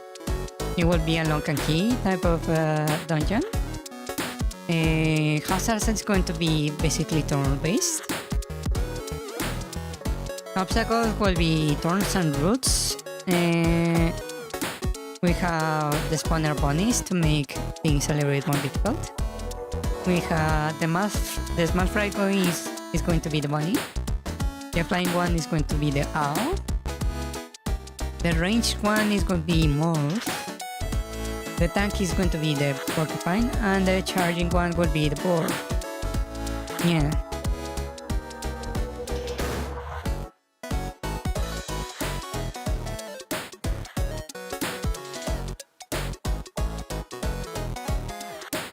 Yeah, it could be basically that.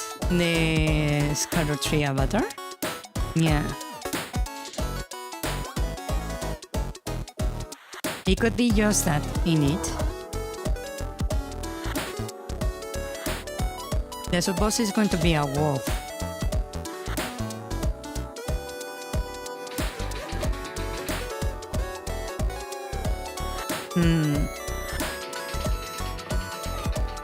Okay.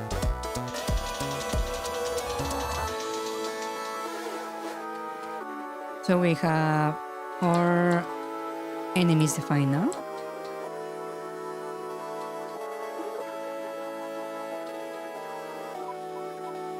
Including the boss and the dungeon item. We have obstacles, the hazards. I'm going to work with the lock and key kind of structure. The size is still undecided.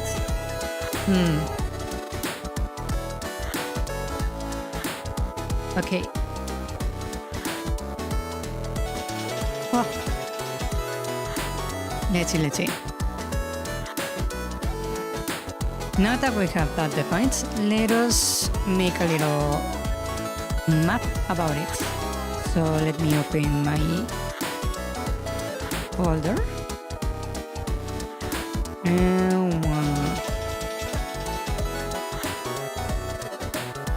let's see. Maps. And we'll make a new one.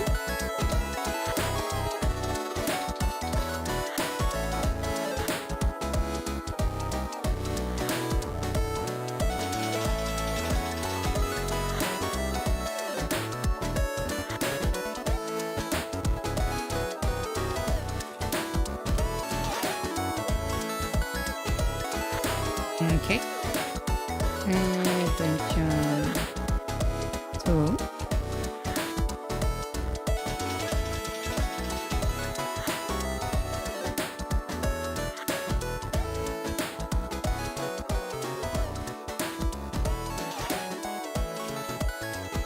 Okay.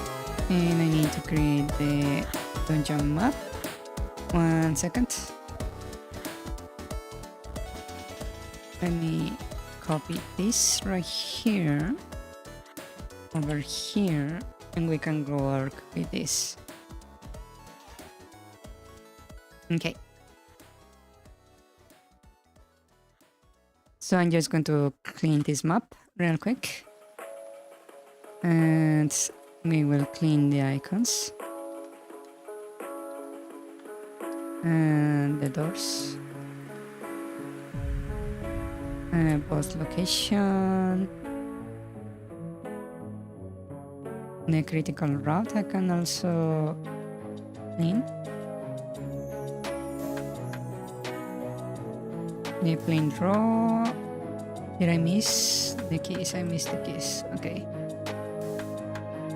Okay, now we have a clean map. Yay! Thornrose Garden. Okay. So this is going to be interesting.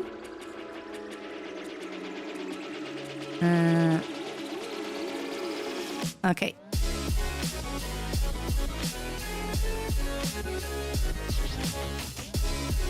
So let's see, we have 0, 1, 2, 3, 4, 5, 6, 7.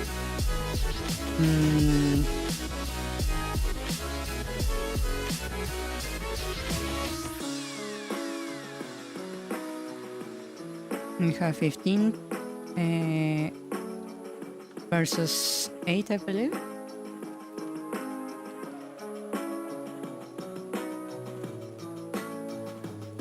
Yeah, okay.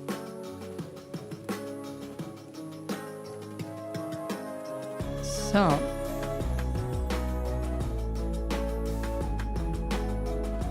Okay, we will start basically right here, right? On the center of the map. So this is going to be the entrance. Right?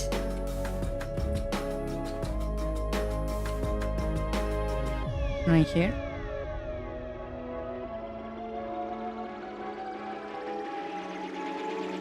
This is the entrance. And our little dungeon is going to be starting from here. Let me make this a little bit thicker.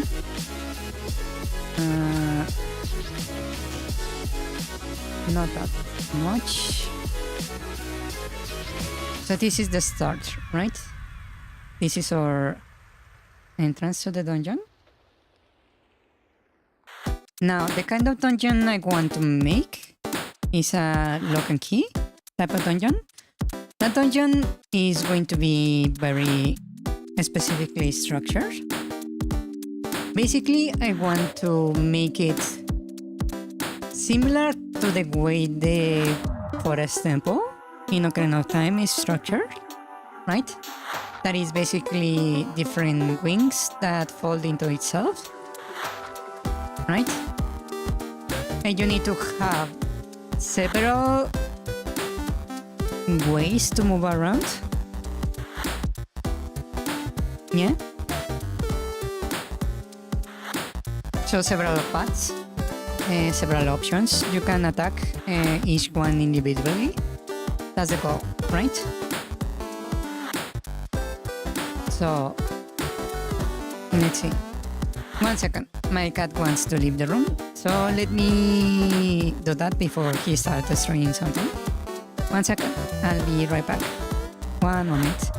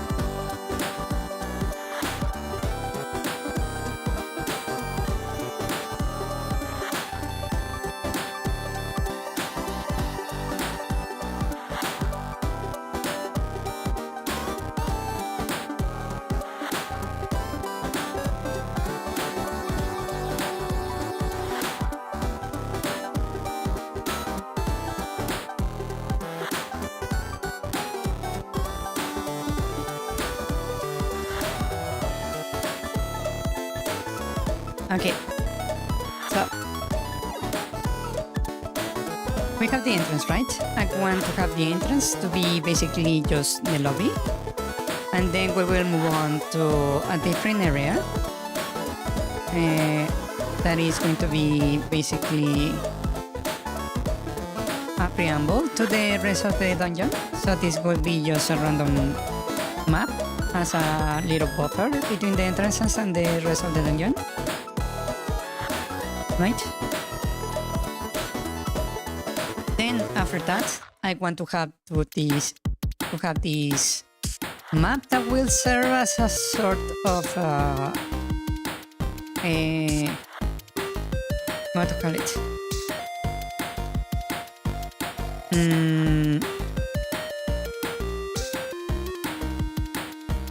A main room, right?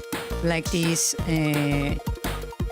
hub area where you will be returning a lot, right here in the center, right? We will have a little hall, right?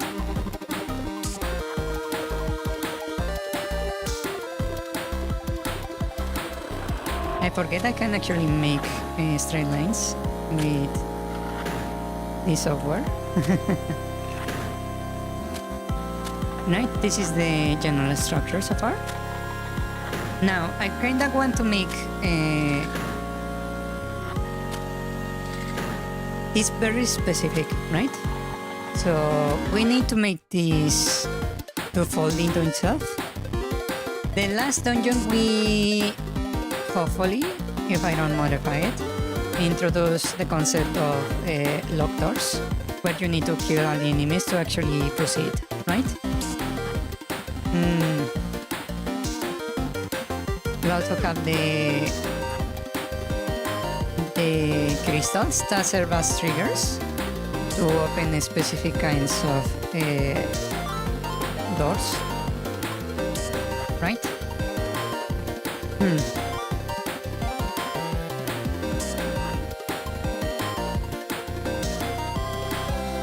So let's start with something.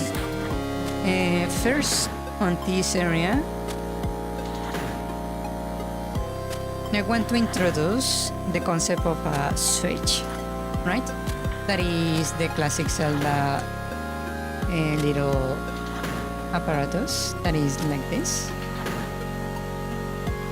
right?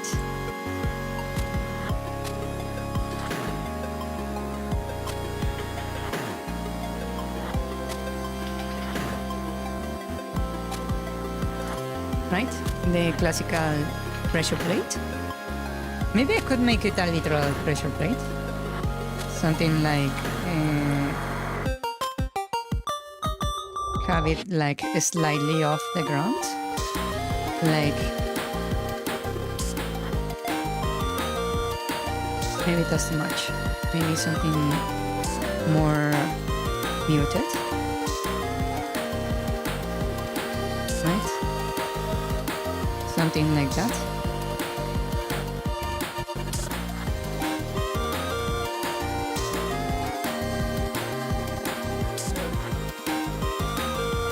Just a little pressure plate like that. What do you guys think?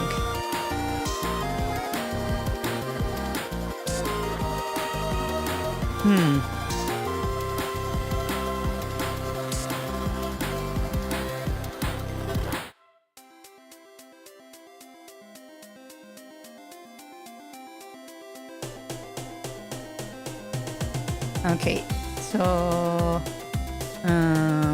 to introduce that, let's grab just a random direction here, and I will say, hey, there is going to be a door right here that leads into another room, right?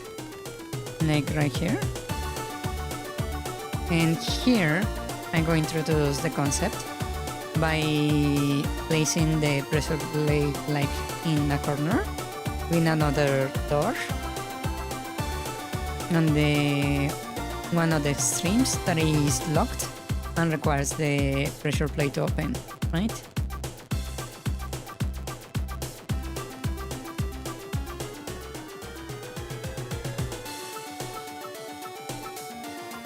Connected like that, right? So you press this to open the door. And over here, I can introduce that concept a little bit more, in a bit more of a interesting way, maybe.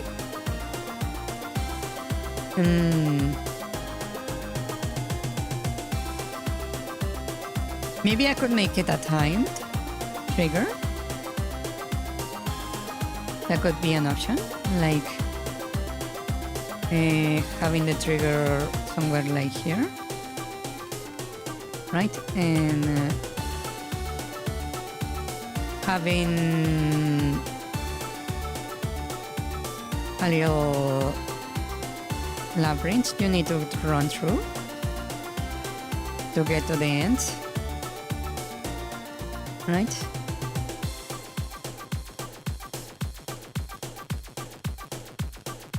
To reach the door.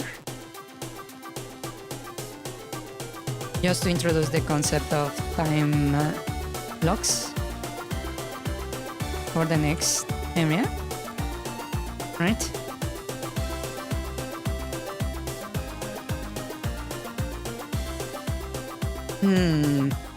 What else?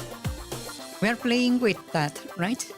How about we also introduce the pushable block? The classic where you have a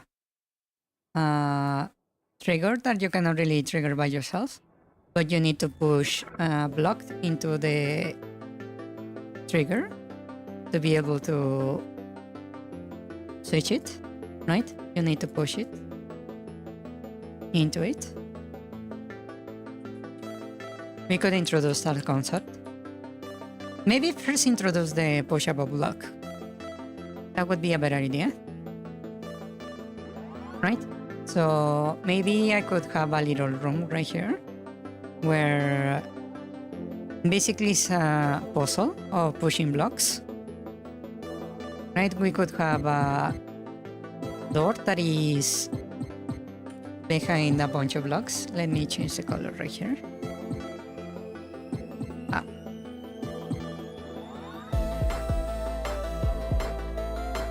Let's say there is a bunch of blocks blocking the way for the door, and you need to push them in the correct order to reach the door, right? We just put a bunch of blocks for you to actually be able to get through it. Like you need to push that way. Push this one forward over there and this one this way to open your path. Yeah. Just to introduce the concept.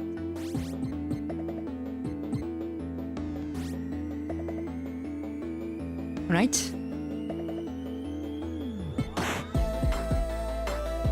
To reach the other one. And then on the next room is where we can mix both of them together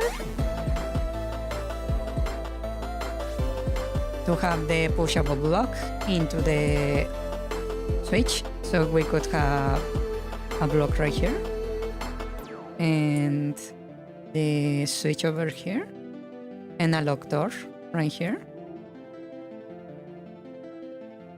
Yeah. Okay.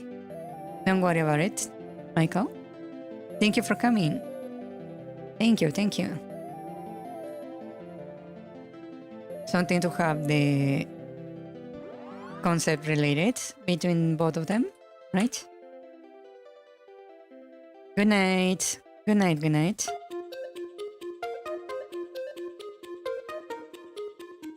Yeah.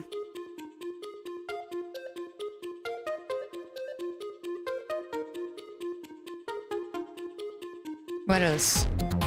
What else could I introduce here?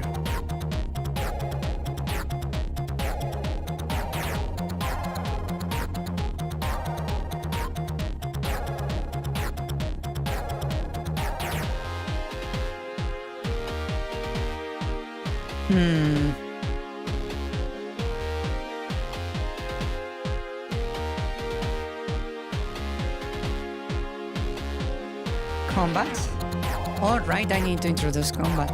You are indeed correct.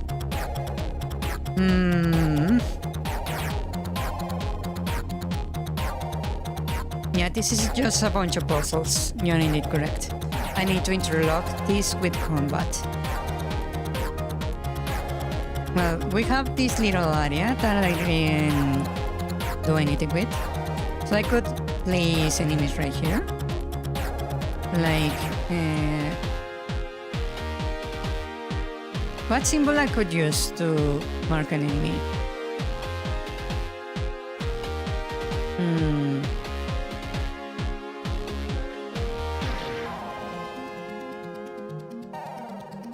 The skull I'm using for the boss. And the sub-boss, yeah. Maybe use a little line for the moment.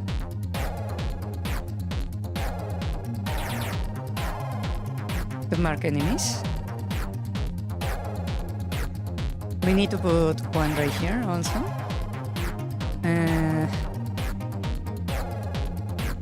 Maybe I need to move this a little bit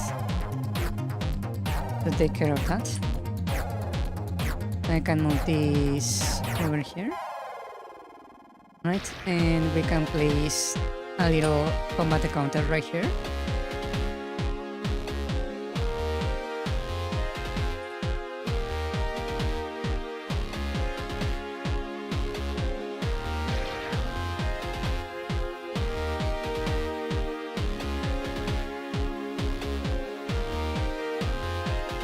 right? Ah, 1 second. My other cat wants to leave the room. I'll be right back. I'll be right back. 1 moment.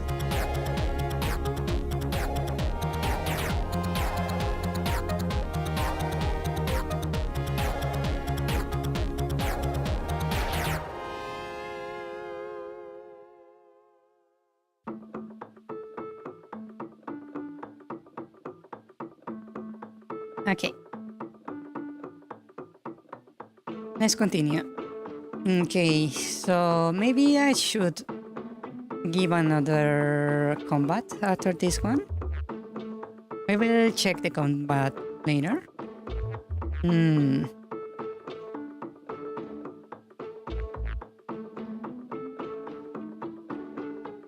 Okay.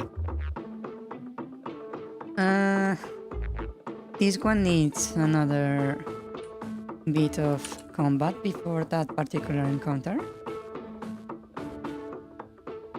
So let's see.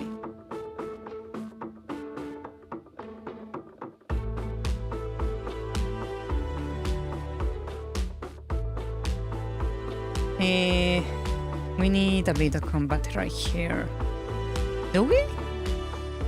Actually? Right. I could simply add it in here. Because this puzzle is very simple, right? So I could just add a bit combat within the puzzle without really affecting anything. Right? This one probably would not be a good idea, put combat there, because we have a very complex puzzle in here. Yeah.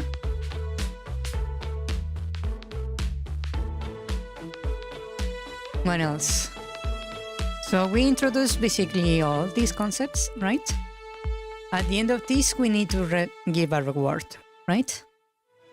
So the rewards that we have available are the map, right? The dungeons map. We have the compass, because I think we are going to need it. That's an awful compass.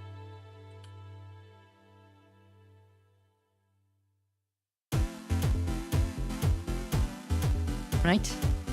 And we have, what else? We have the dungeon item. This time would be the torch. Right?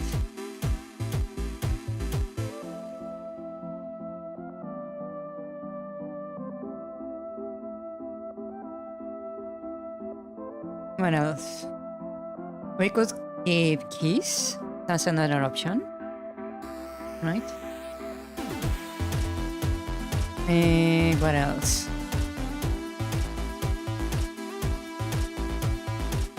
A piece of heart.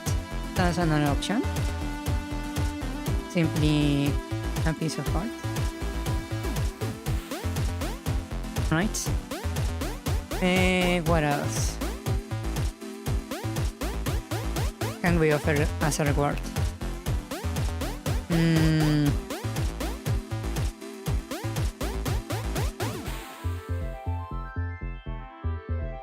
The boss key is another possible key, right?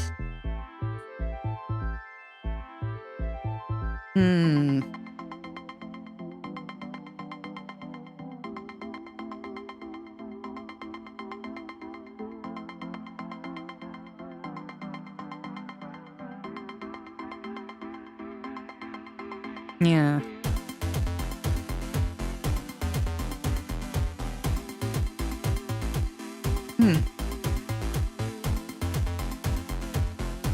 Okay, so here we can, because we have not fight yet the sub-boss, we cannot really give the torch. This is going to be specifically for the sub-boss, right?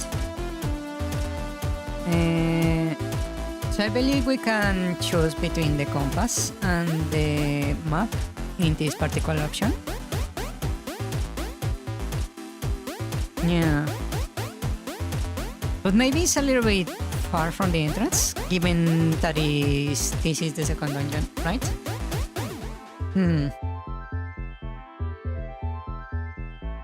So maybe a key? Give a key right here.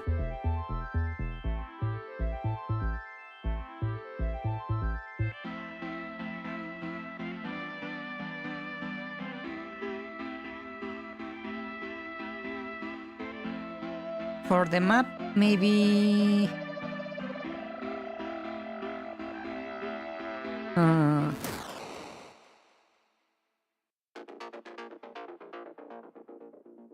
Oh.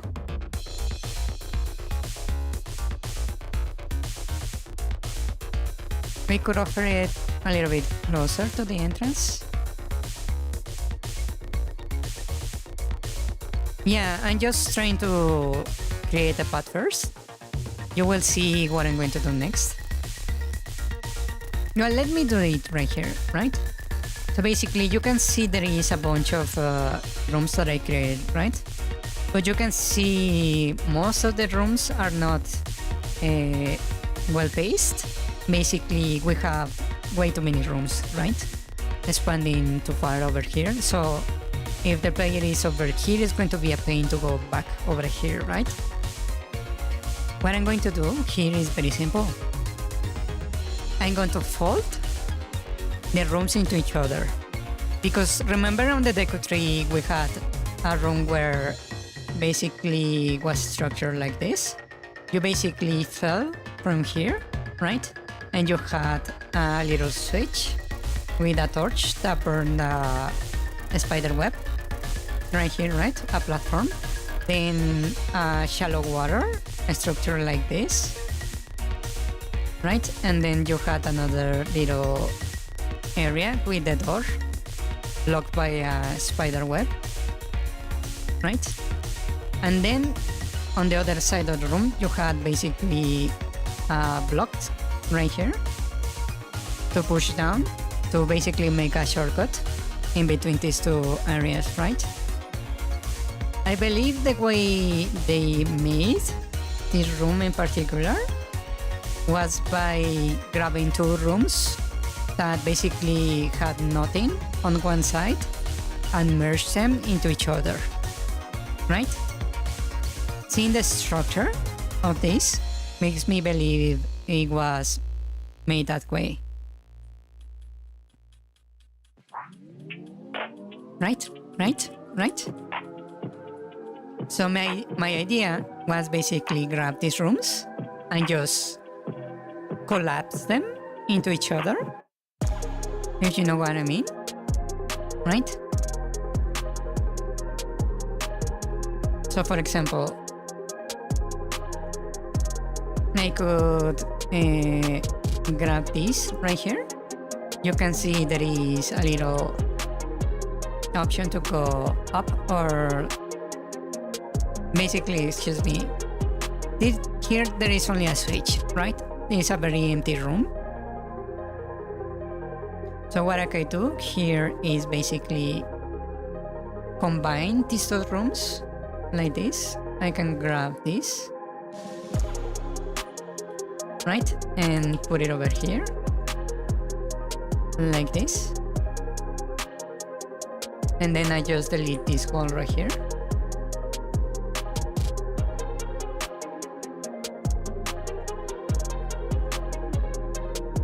And now we have two different paths right here, right? And I can set this to go like that. And I can separate this into a different thing, right? I can move this.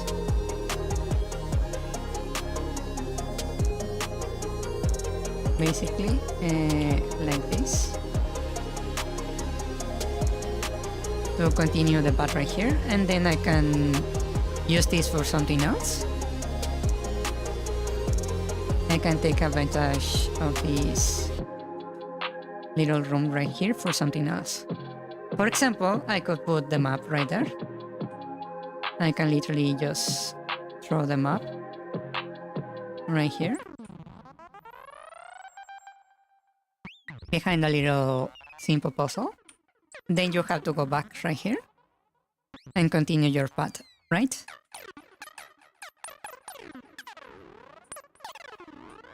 Then there is this battle right here with a little puzzle over here. Instead of creating this room, I can just fuse this room into this and basically just spawn a chest right here with the key inside. Right? I can literally just place the key right here.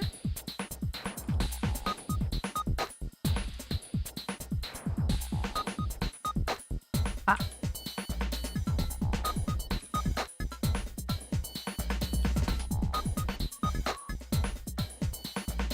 In a chest that appears after you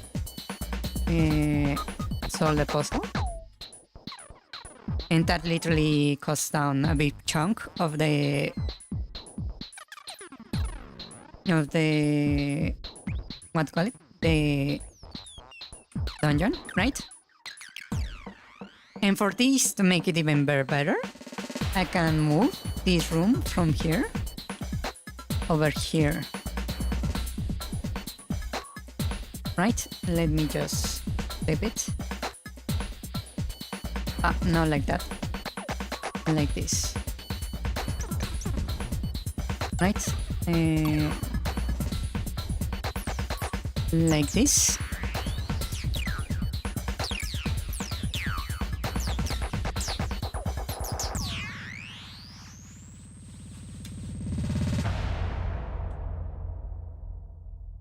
Right? And now we have basically this part right here. Basically folding into itself. And then I can have either a door right here that is a one-way door, basically. A one-way door right here. That opens when you defeat this guy. And the key you obtain it after moving the block to the switch.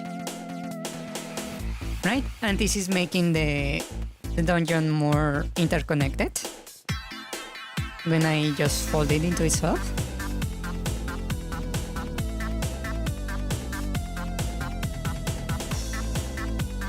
Yeah. The trick is that we need to make use of the space, right? There is no problem, for example, this area right here, I have empty, right? So I can maybe fold something into this.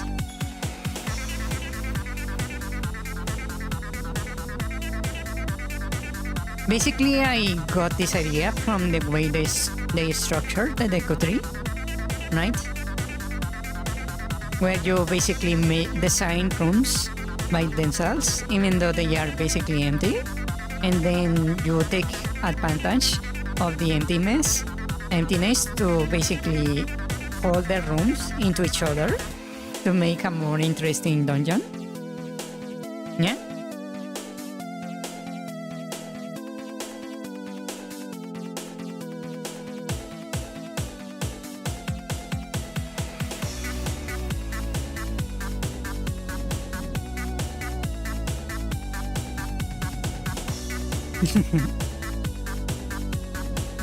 What do you think? I got this idea basically from the deco tree and the Dodongos cavern.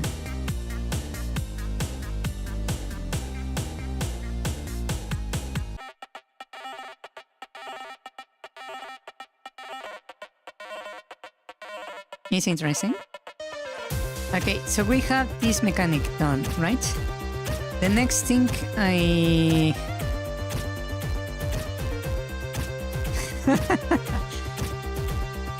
Okay, you can't blame me. This is really exciting to me.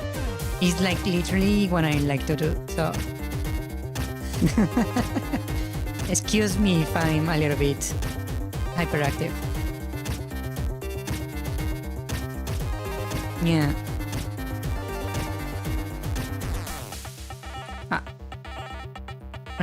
So we have this structure right here.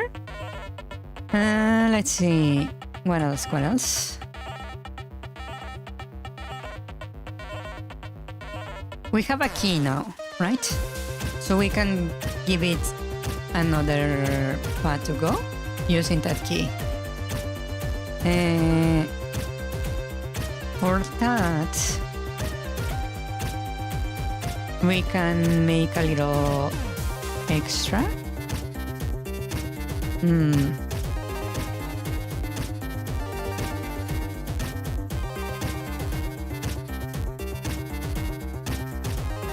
I will leave up for the boss. It feels cooler. Let's see.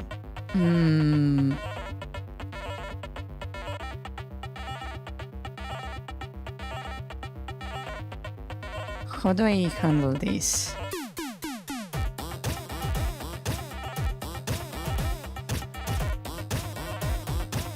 Okay, the next one is going to be the compass, right? So I give them a key to open another path. So I'm going to just create another one, but this one is going to be a lock door, right? And the way I'm going to handle this is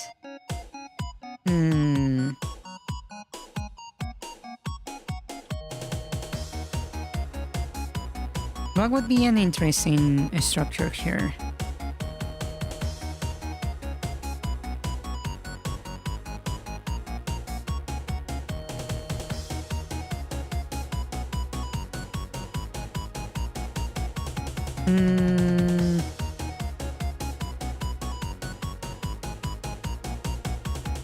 How about I introduce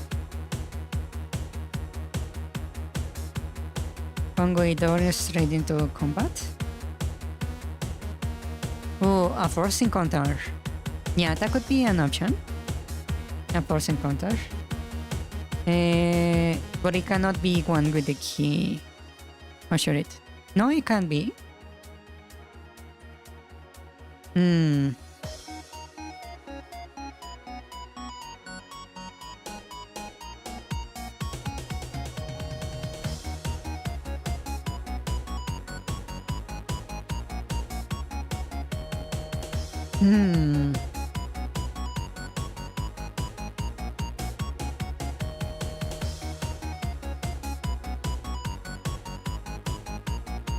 I could make this a little open area, actually, to give a little bit of respite, right?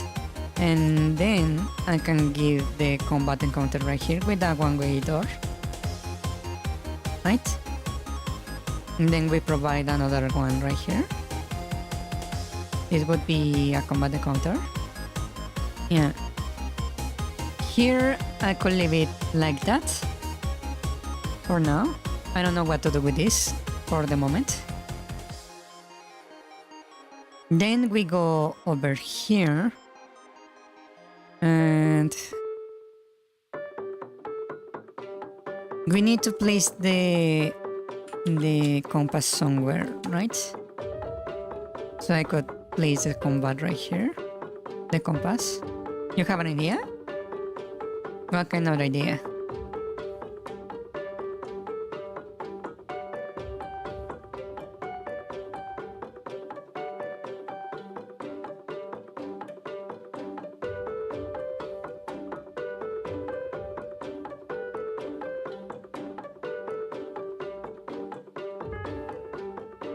You know, the spells can only be completed if you enter a room from a specific door.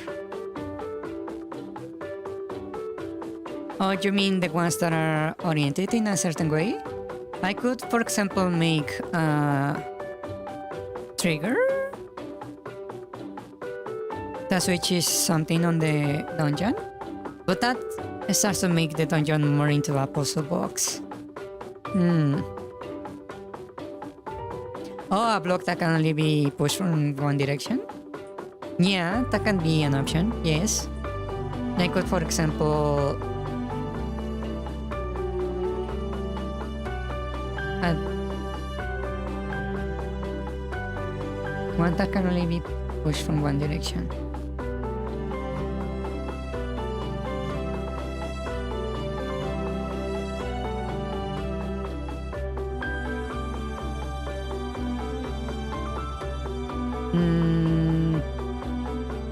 Yes, I know what you mean. I'm just trying to figure out how to do it.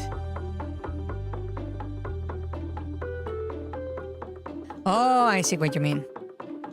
So you mean have this area right here be blocked by the one-way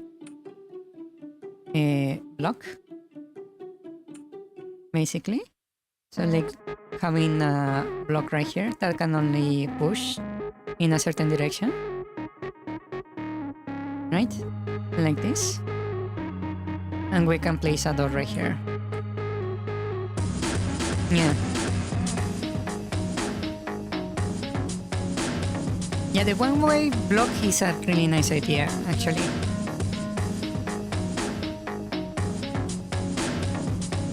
Yes. I can actually make it into a little puzzle right here. Just to make it more interesting. Like have the path structure like this. And have an introduction right here with the one-way block right here. Like that.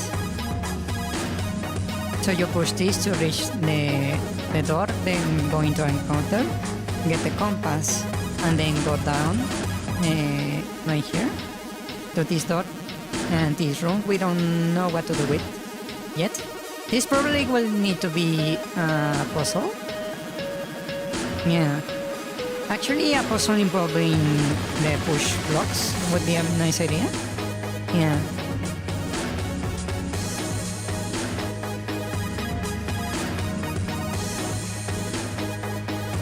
Yeah.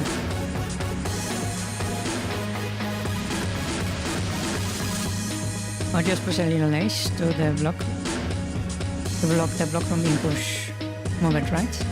Yeah, like having a little indent on the ground. Yeah.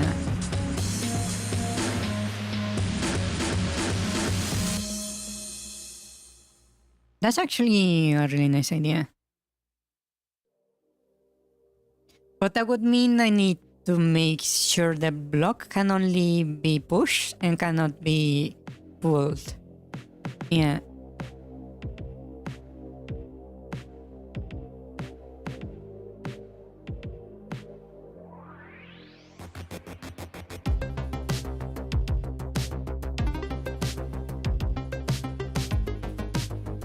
Yeah, it shouldn't be hard. It just would be hard to explain, I suppose.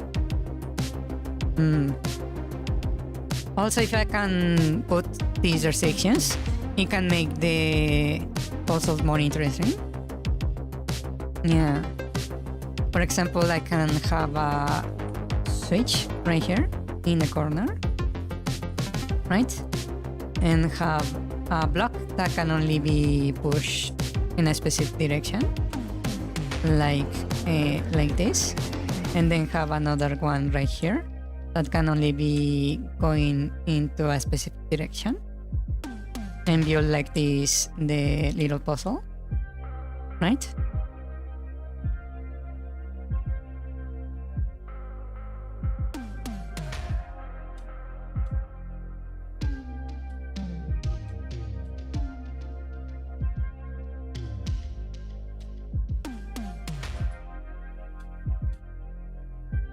Yeah.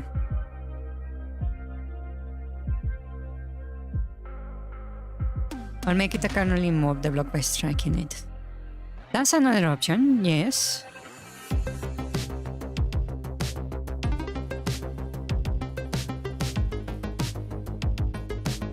Actually, that's a very good idea. So basically it would be a block that has to move only in the direction you strike it on.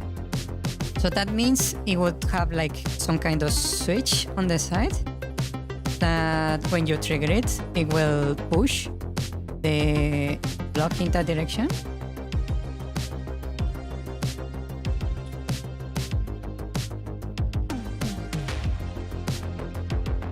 I'm trying to make a little flame right there, like a little boost. Yeah, you could make it so it goes in a specific direction. Yeah. Yeah. That's a very interesting idea. Yes.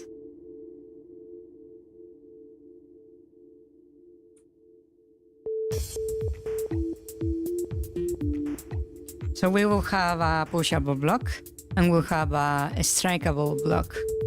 Yeah, that's actually very interesting. Yes.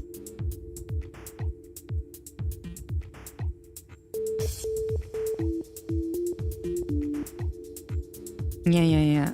So I can actually make that very interesting right here. I can literally just put a block somewhere, like right here. And then just put a bunch of obstacles in the way. Right? So you have to navigate by pushing the block around. Yeah. Something like this.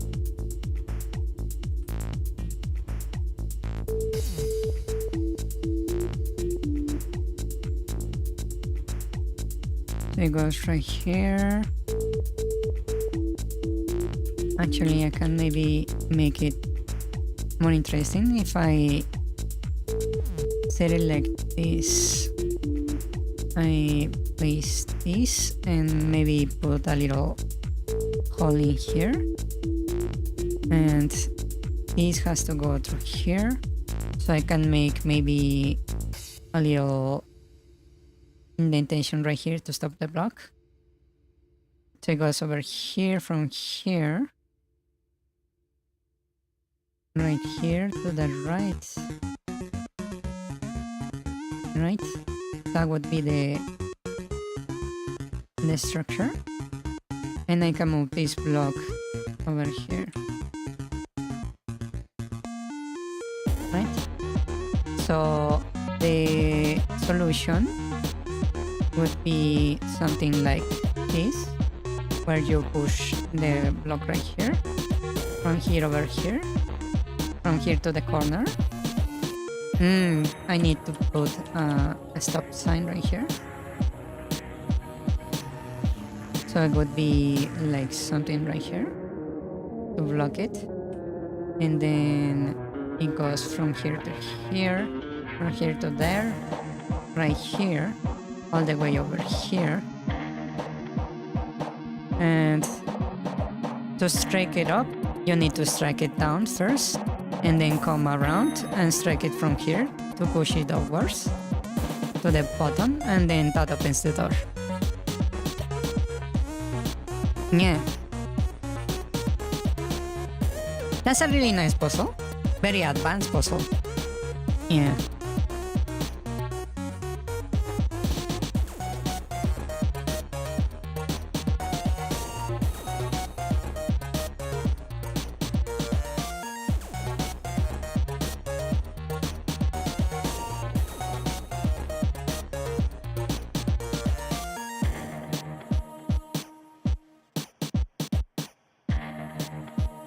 Yeah. Actually, this puzzle is a little bit too complex. So how about I move this one over here as like the main puzzle for this. Right? Actually, let me move this real quick. I can make this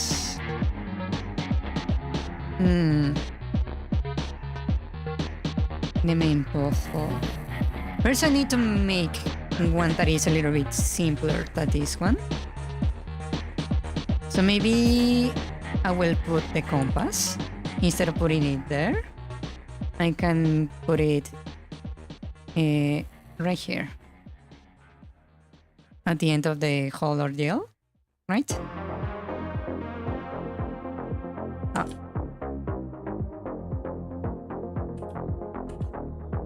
Right, I can place it.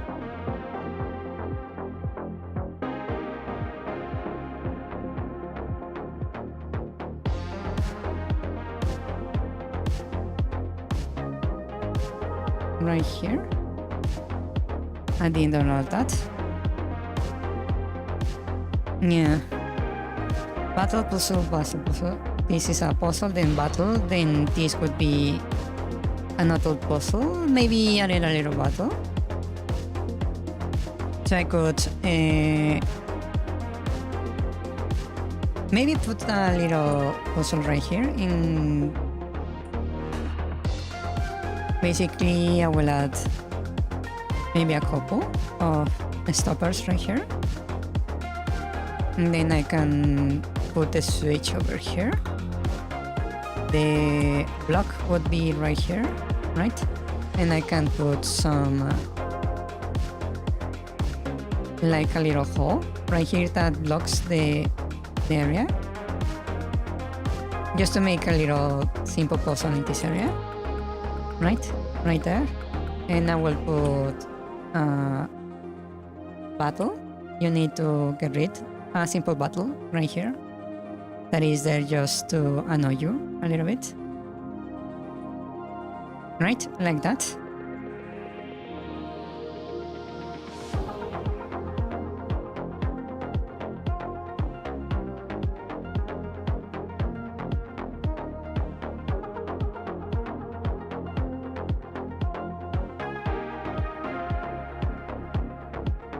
And in the end you get the compass right here.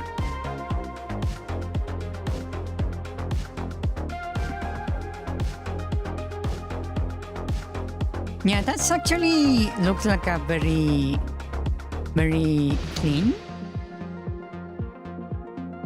way to do this. Yes, I like it. And this is basically pushes right here, and then from here over here, and from here onto the little trigger. Right, you introduce the triggers, then the triggers with the block, then a little only block puzzle. Only block puzzle, block with trigger, return, we go over here, and then this is the more complex one. Yeah, I like it.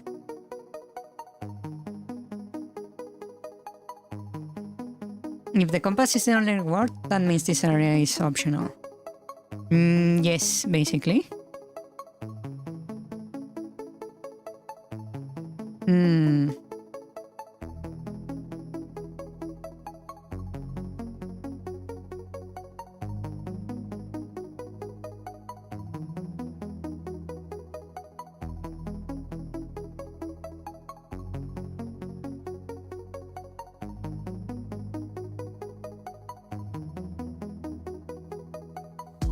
Maybe add a puzzle in the picture that requires the right block.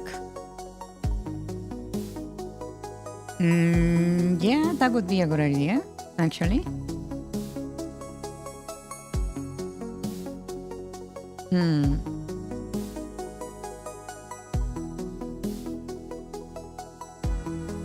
Oh, you mean this one?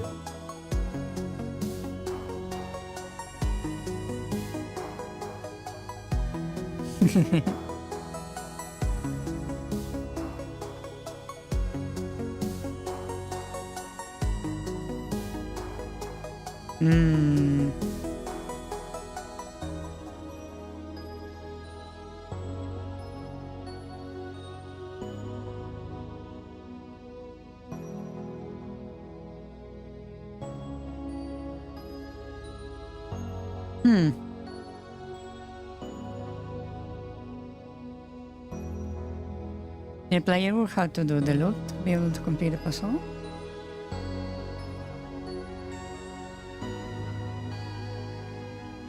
This one? Oh, you mean not in here? Oh, I see. I got it. Yeah. Basically, you mean not in a little, basically like a trigger right here that requires one of the blocks, right? So you have to go all the way to be able to trigger this right here. Yeah. That's indeed a good idea. Actually, very good idea. Yeah. So this would need to be pushed over here and onto the trigger. Yeah. That's actually very smart. Yeah.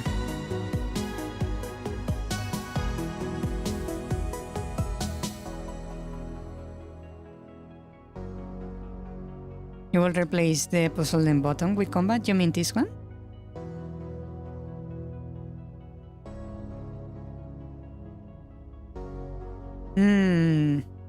Another combat encounter right there. We could add another only combat area right here. Yeah. Some mandated combat.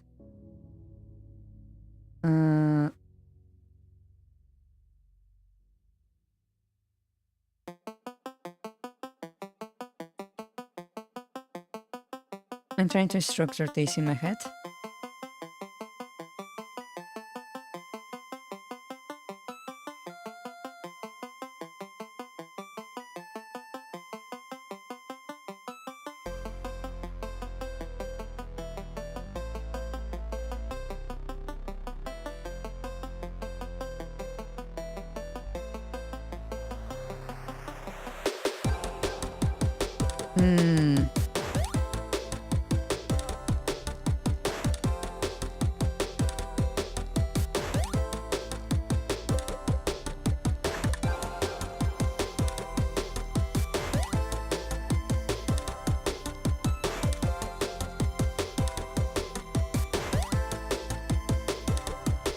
I'm trying to rationalize this.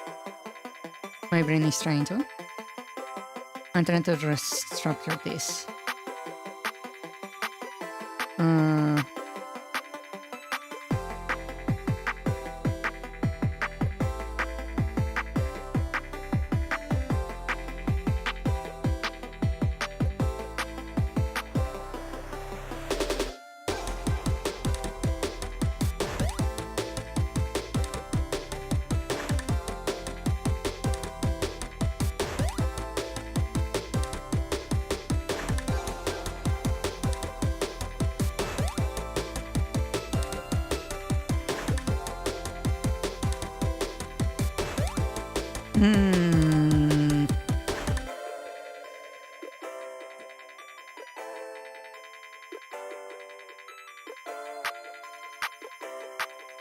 That would mean we need to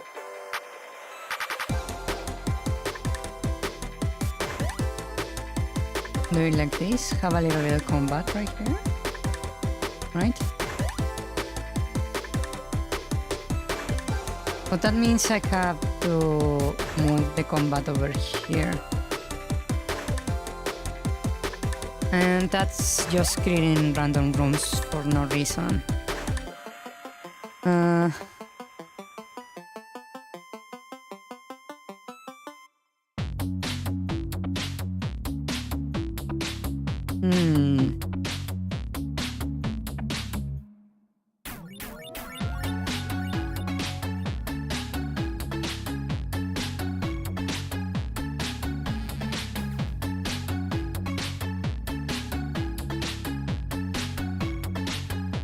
Yeah, I think the puzzle needs to be somewhere else.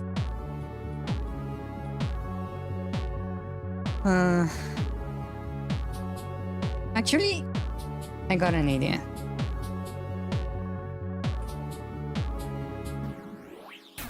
Actually, I can just move this one. I can just grab this.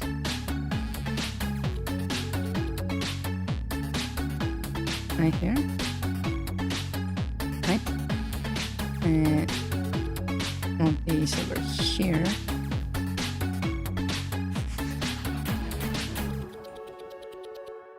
And I can place this here. Right? This is all by just rearranging these rooms. Like this. Right? And I can make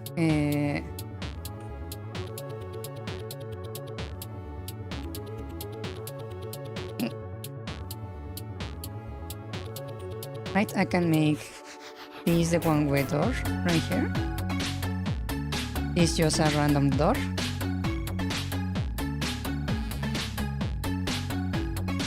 Right, like that. And that way we have a puzzle, little combat, puzzle, combat, puzzle. Right?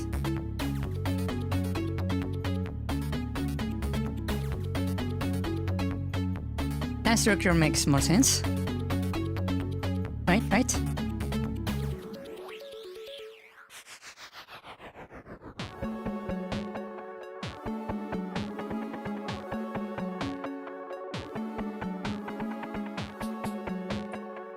Okay, what else? What else?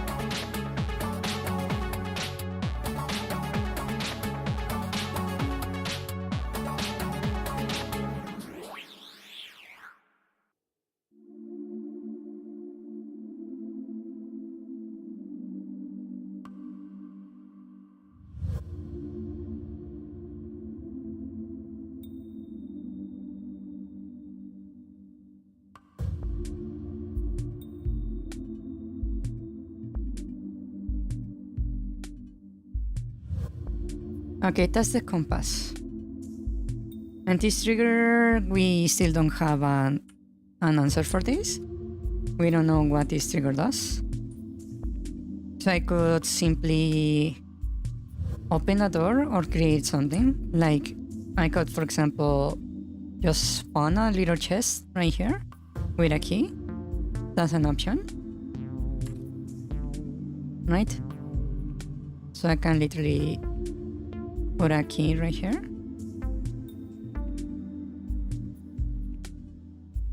Yeah.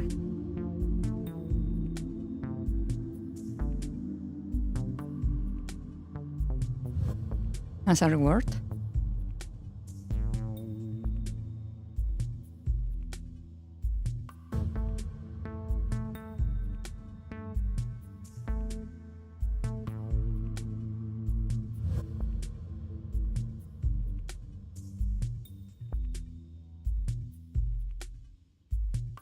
That looks really complicated already.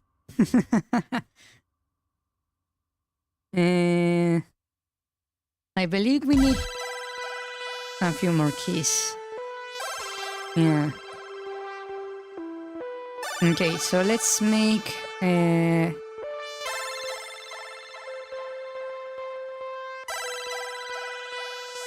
Actually, I have an idea.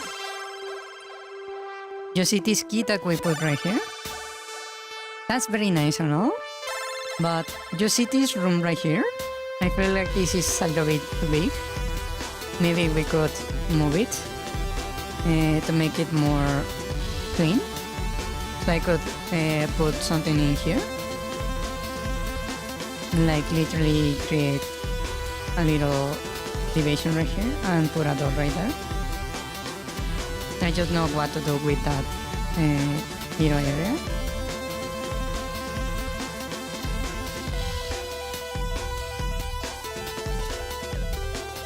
Yeah.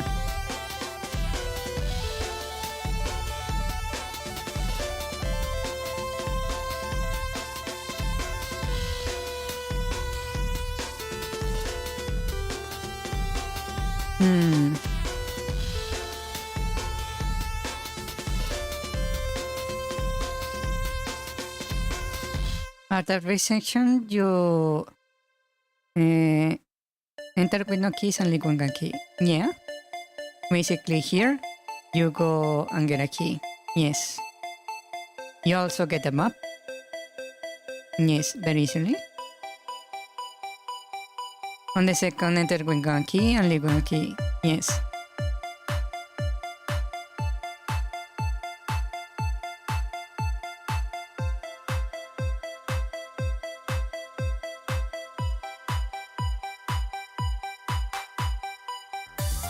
So I could move this key over here.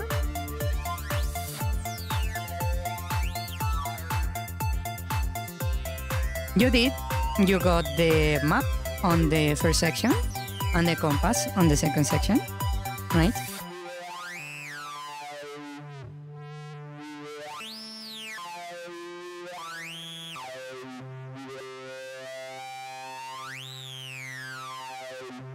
Things did change. The compass is optional? Yeah, the compass is optional. The map is also optional. You don't really need to grab the compass or the map. You can see right here that if I make a little critical route over here, you can see that you go in here, go through the timer, right? Fight this guy, solve this puzzle, battle this guy and solve the puzzle, get the key, go out, and you never need to take the map right here.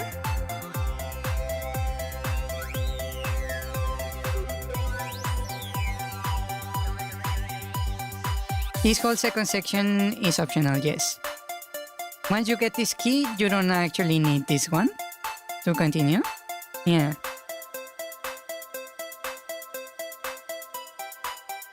You are indeed correct. Once you grab this key, you don't actually need to do the second section. Yes, that's the goal. There is going to be a bunch of optional paths all over the place. Yeah.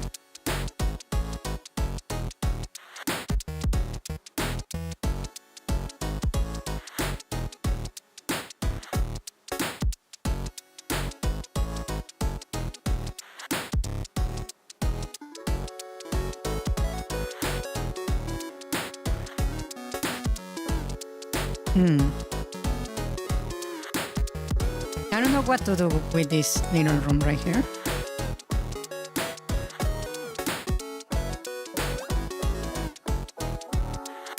Actually, I could just put a key right here without issue.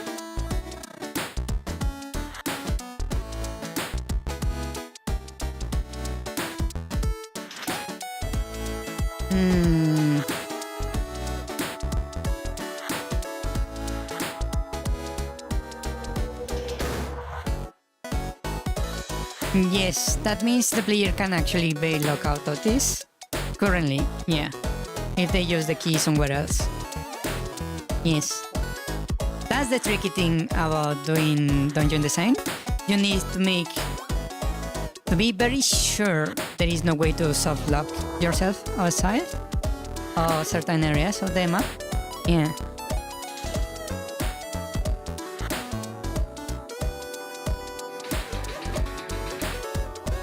Let's see. We already gave the player the map and the compass. We are giving keys. We could give a piece of card somewhere.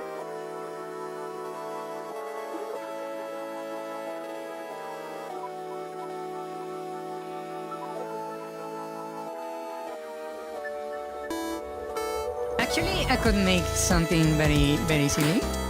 I can put a chest right here. Right?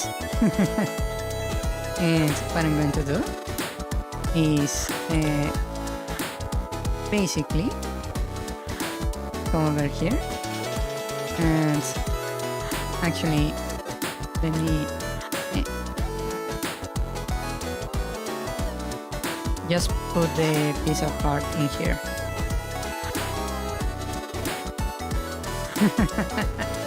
And what I'm going to do is lock this behind a key.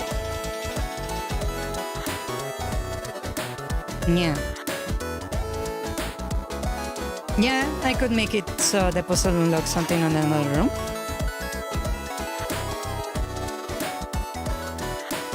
Now you can get stuck currently. So we need to give the player another key.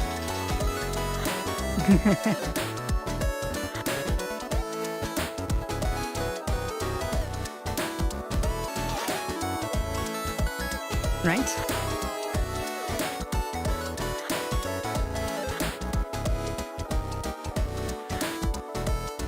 So, for the key that we need to give now, let's see, what else of a challenge can we give the player?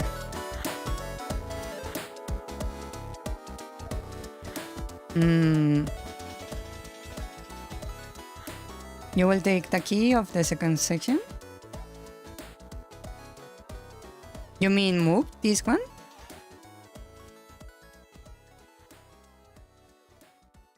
Or you mean delete it completely? What I would do is add another key somewhere else, like put it right here, as a reward for defeating the enemies right here. Because taking into account, we can add as many keys as we want. Yeah.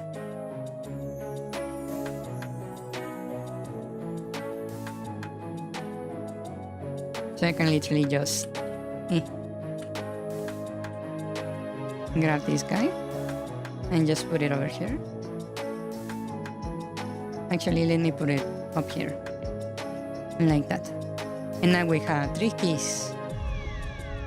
And you cannot soft lock yourself anymore.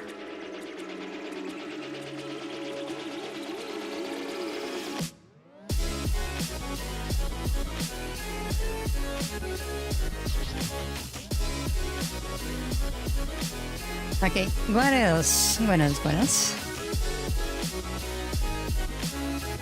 Let's see.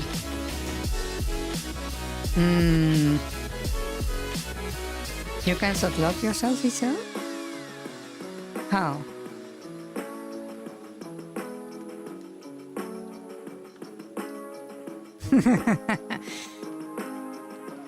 So it's wrong? Yeah, that's fine, that's fine. Let's see.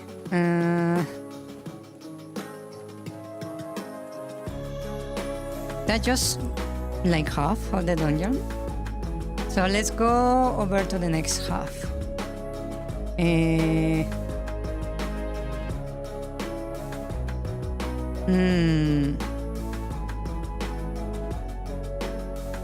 need to keep basically the dungeon item, right? So let's go from here, right? So we have another room right here.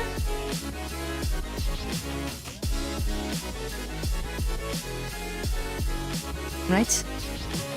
And that room we can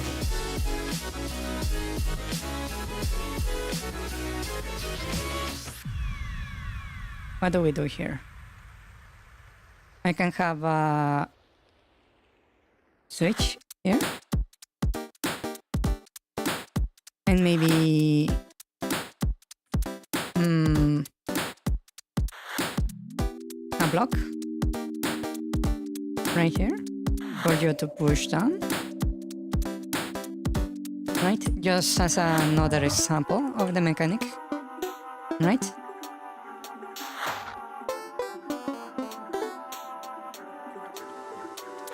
Maybe a little bit more to the right. So it's evident you can actually hit it. Right? Like this.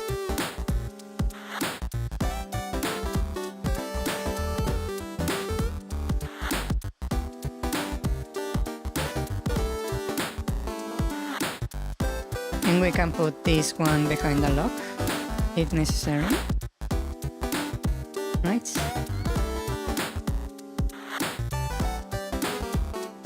That gives us 2 locks that can be used. Like that. And then we can make another one. We can make a little combat encounter. Right?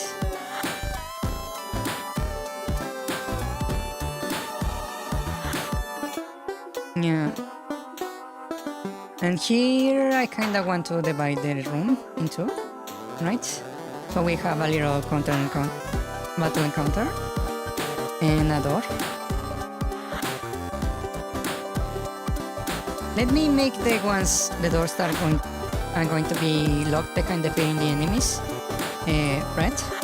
I think that's a good idea, right?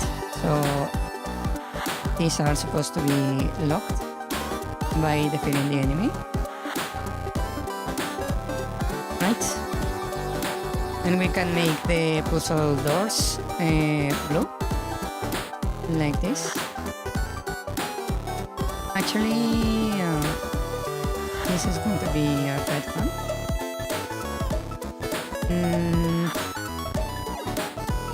This is a puzzle door, so like that.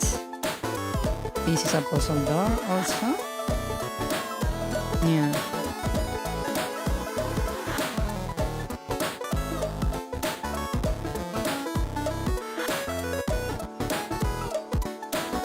Yeah, you will have another lock right there. Yes. Oh.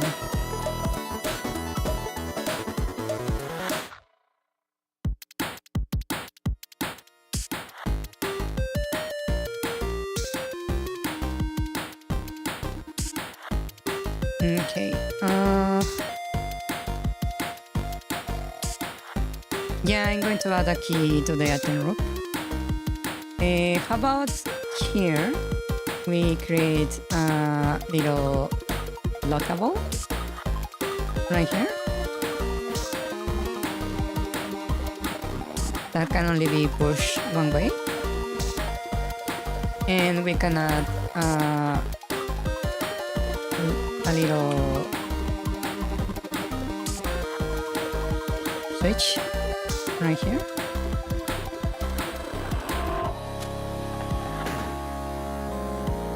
You can hide it behind a bomb ball. You are indeed correct. I haven't thought about that. Yeah.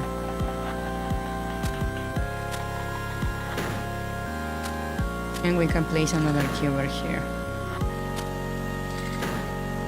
Let me grab a key.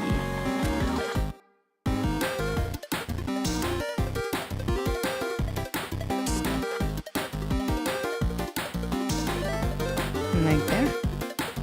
Yeah, we have bombs.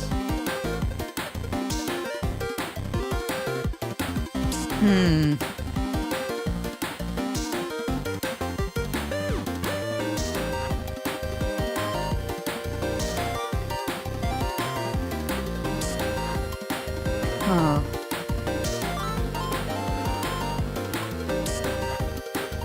We need to make a little room over here.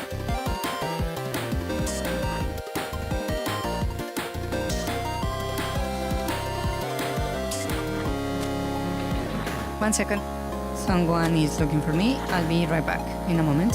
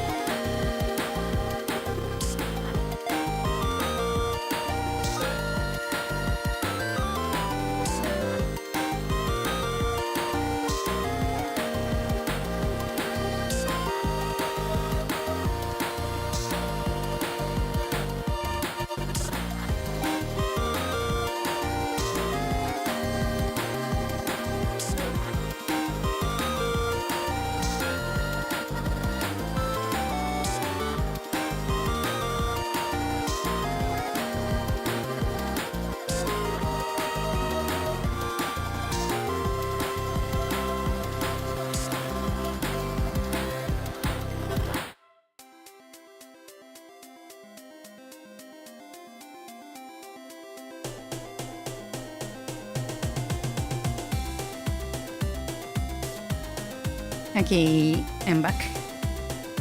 Mwah. Okay, so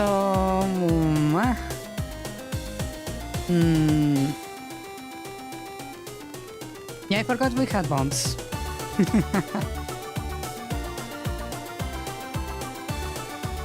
Let's see.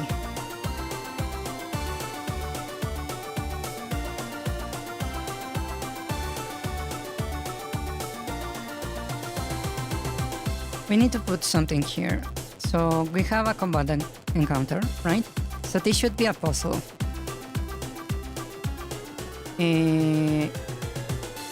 What do we put here?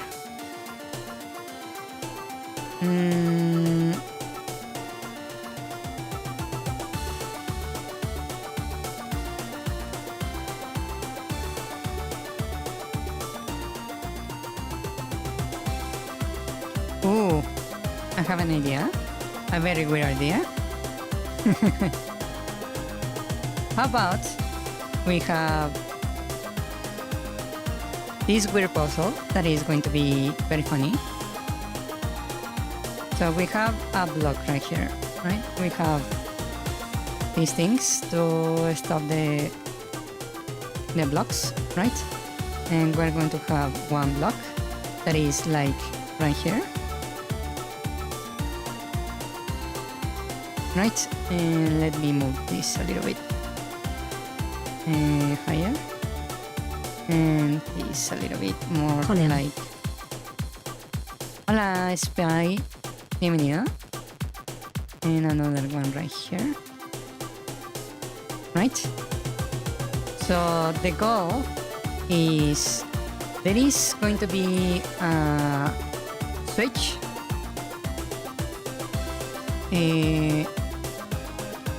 Right here, right? And I will put a stopping spot right here.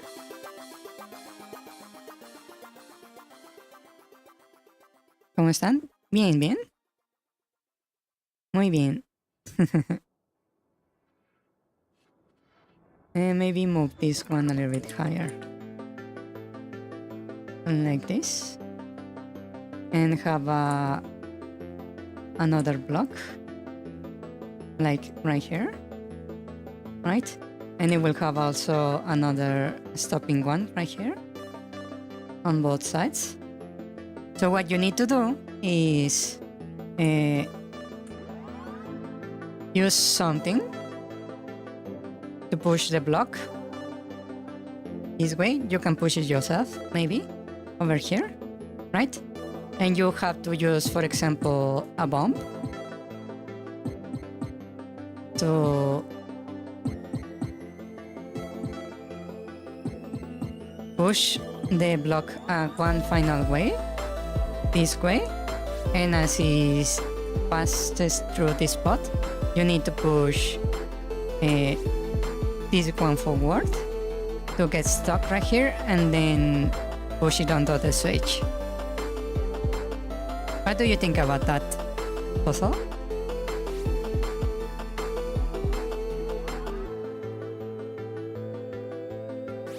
Does it sound nice?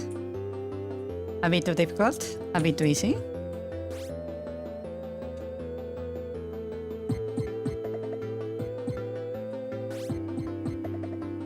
What do you think?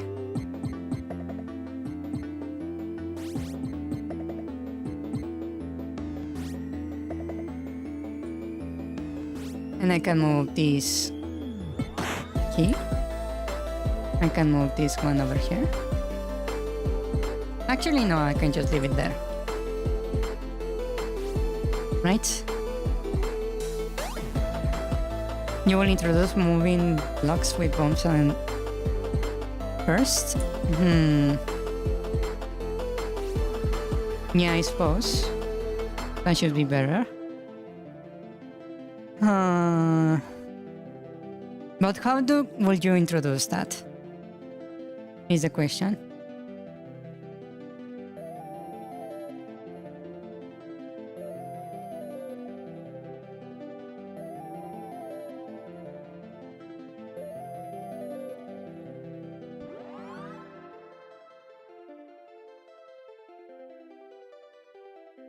Hmm.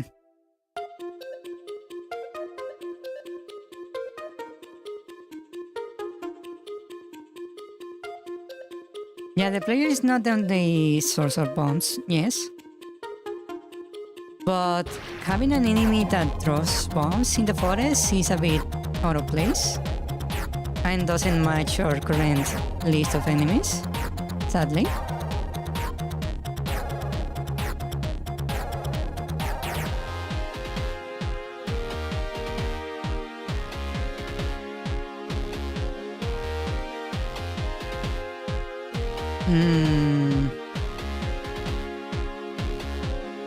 What I could do is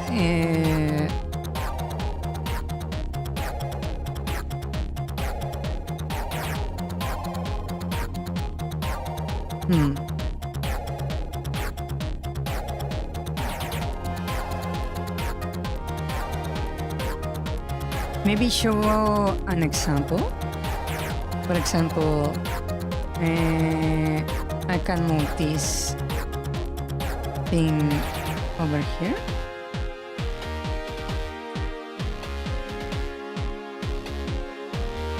As a different room, right? And I can basically have a bombable wall. That could be an option.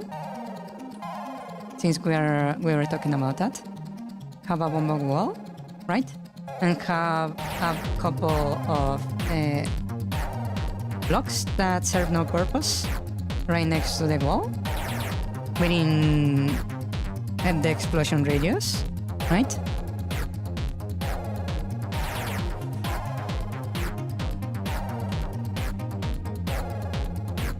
For the player to actually trigger it.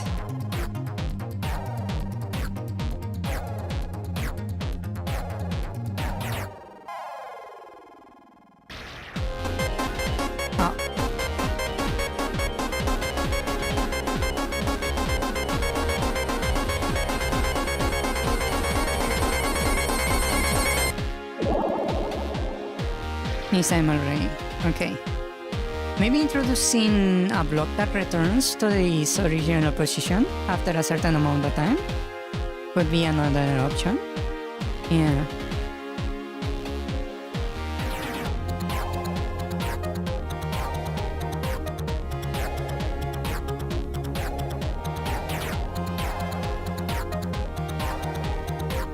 Or a reset switch. I could make a new block that basically it moves just the same as the blues ones, but once the block reaches a stop position, it will count down in a timer and then reset back to its original position by itself. Yeah, that's an option. Yeah. And it's a reset switch. I'm planning having the blocks go back to their original positions after you leave the room. Yeah. That's the idea I have currently.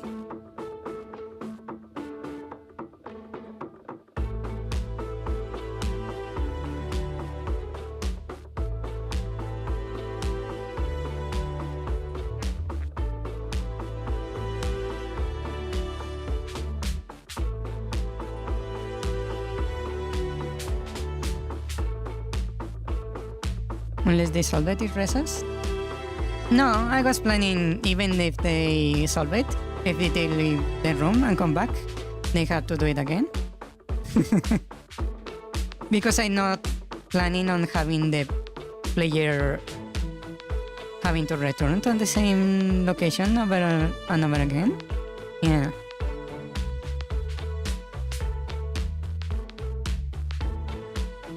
That's the idea.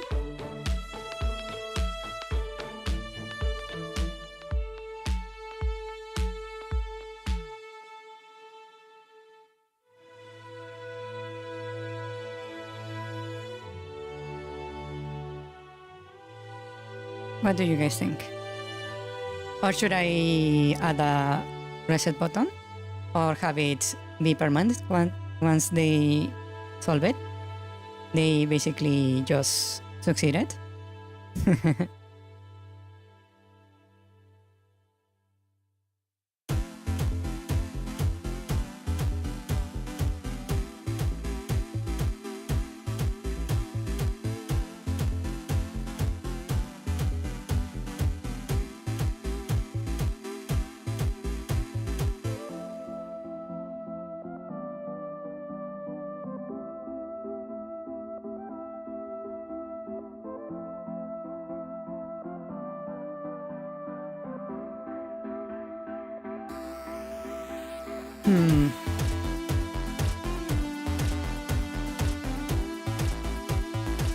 So far it's looking really nice.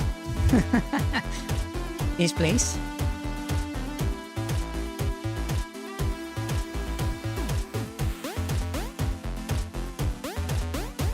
Yeah.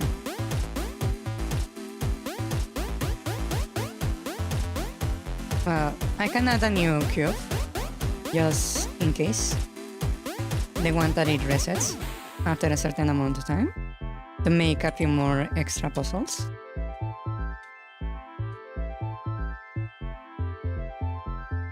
Yeah.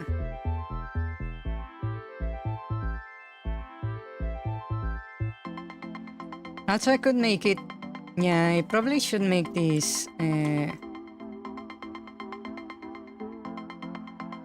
special triggers. So they are the ones that need to be pressed with the blocks to succeed. Right? We have these ones.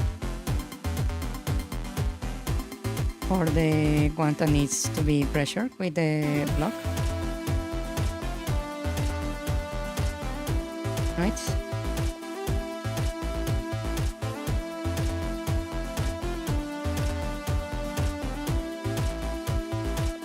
So we have the blocks, we have the switch that requires to be pressed by the block. And then we have the ones the player can stand, and that is basically opening the path normally. And we have the one that has a timer. Basically, right? Yeah.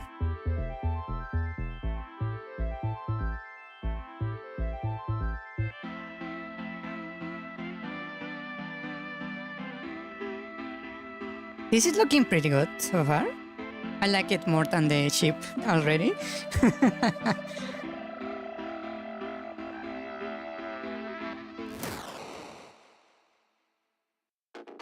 Yeah.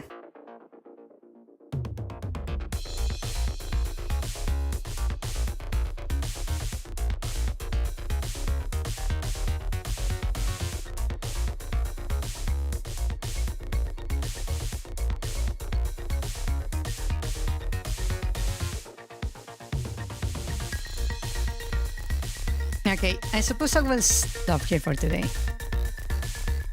I think we're doing things very nicely. Yeah.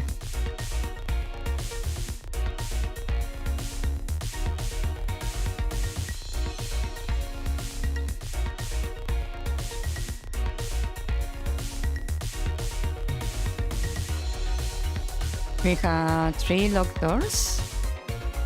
And we have 1, 2, 3, 4 keys. So you technically can actually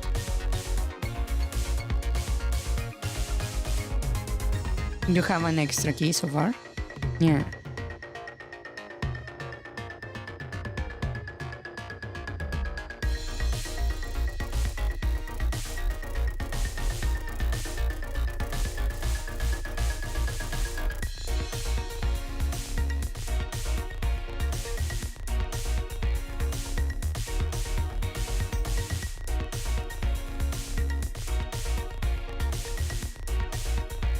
This is looking pretty nice. I like it. I like it.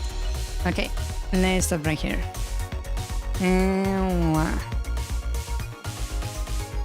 Hello? because now he's stuck. He's stuck.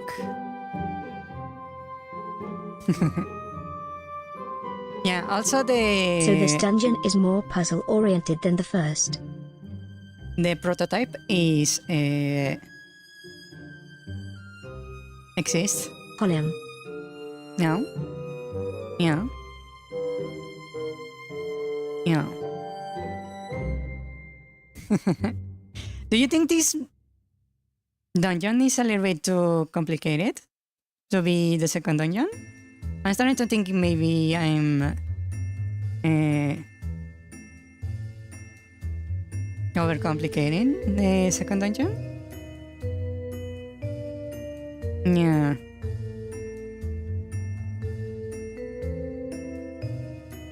Is it nice for you, at least?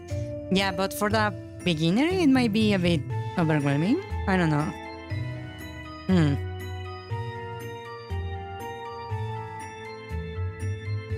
We will see. I need to find a way to quantify the difficulty of the dungeon. Yeah, maybe I should do that. Okay.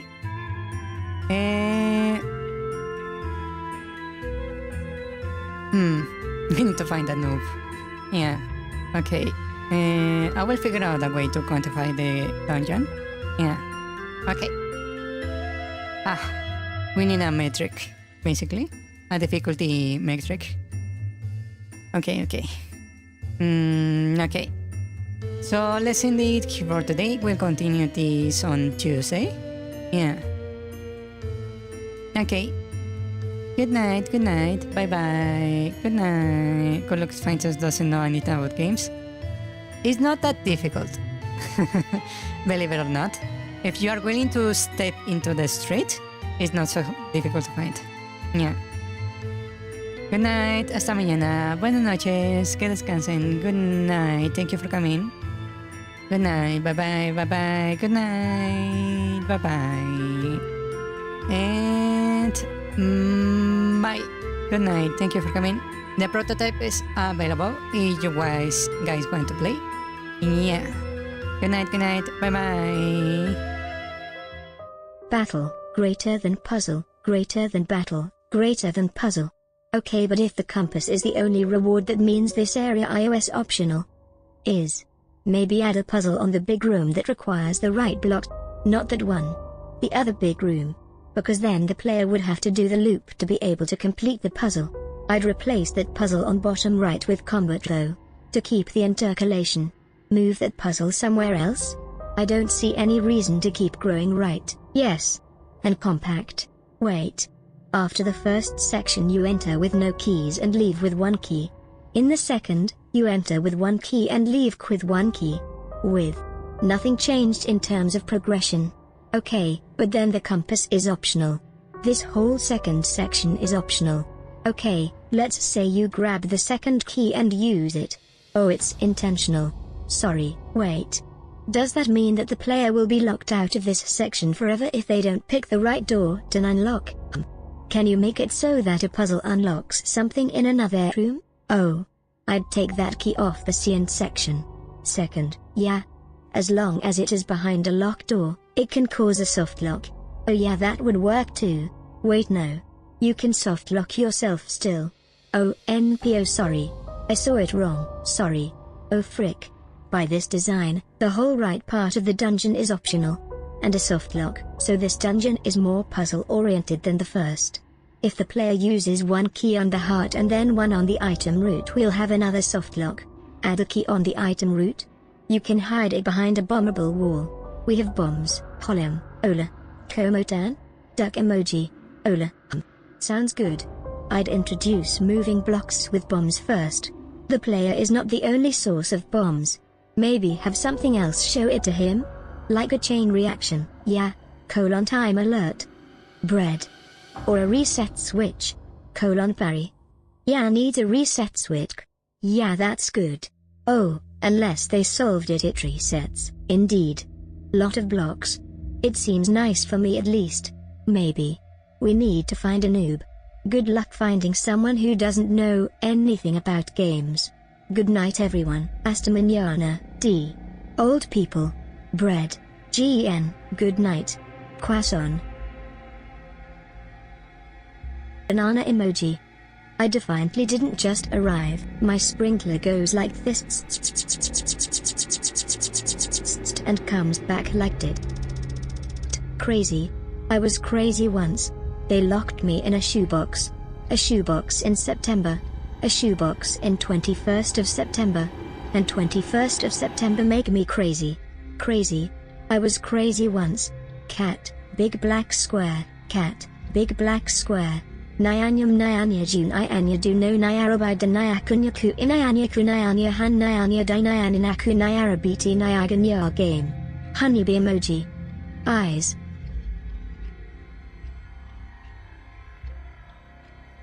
Moai emoji.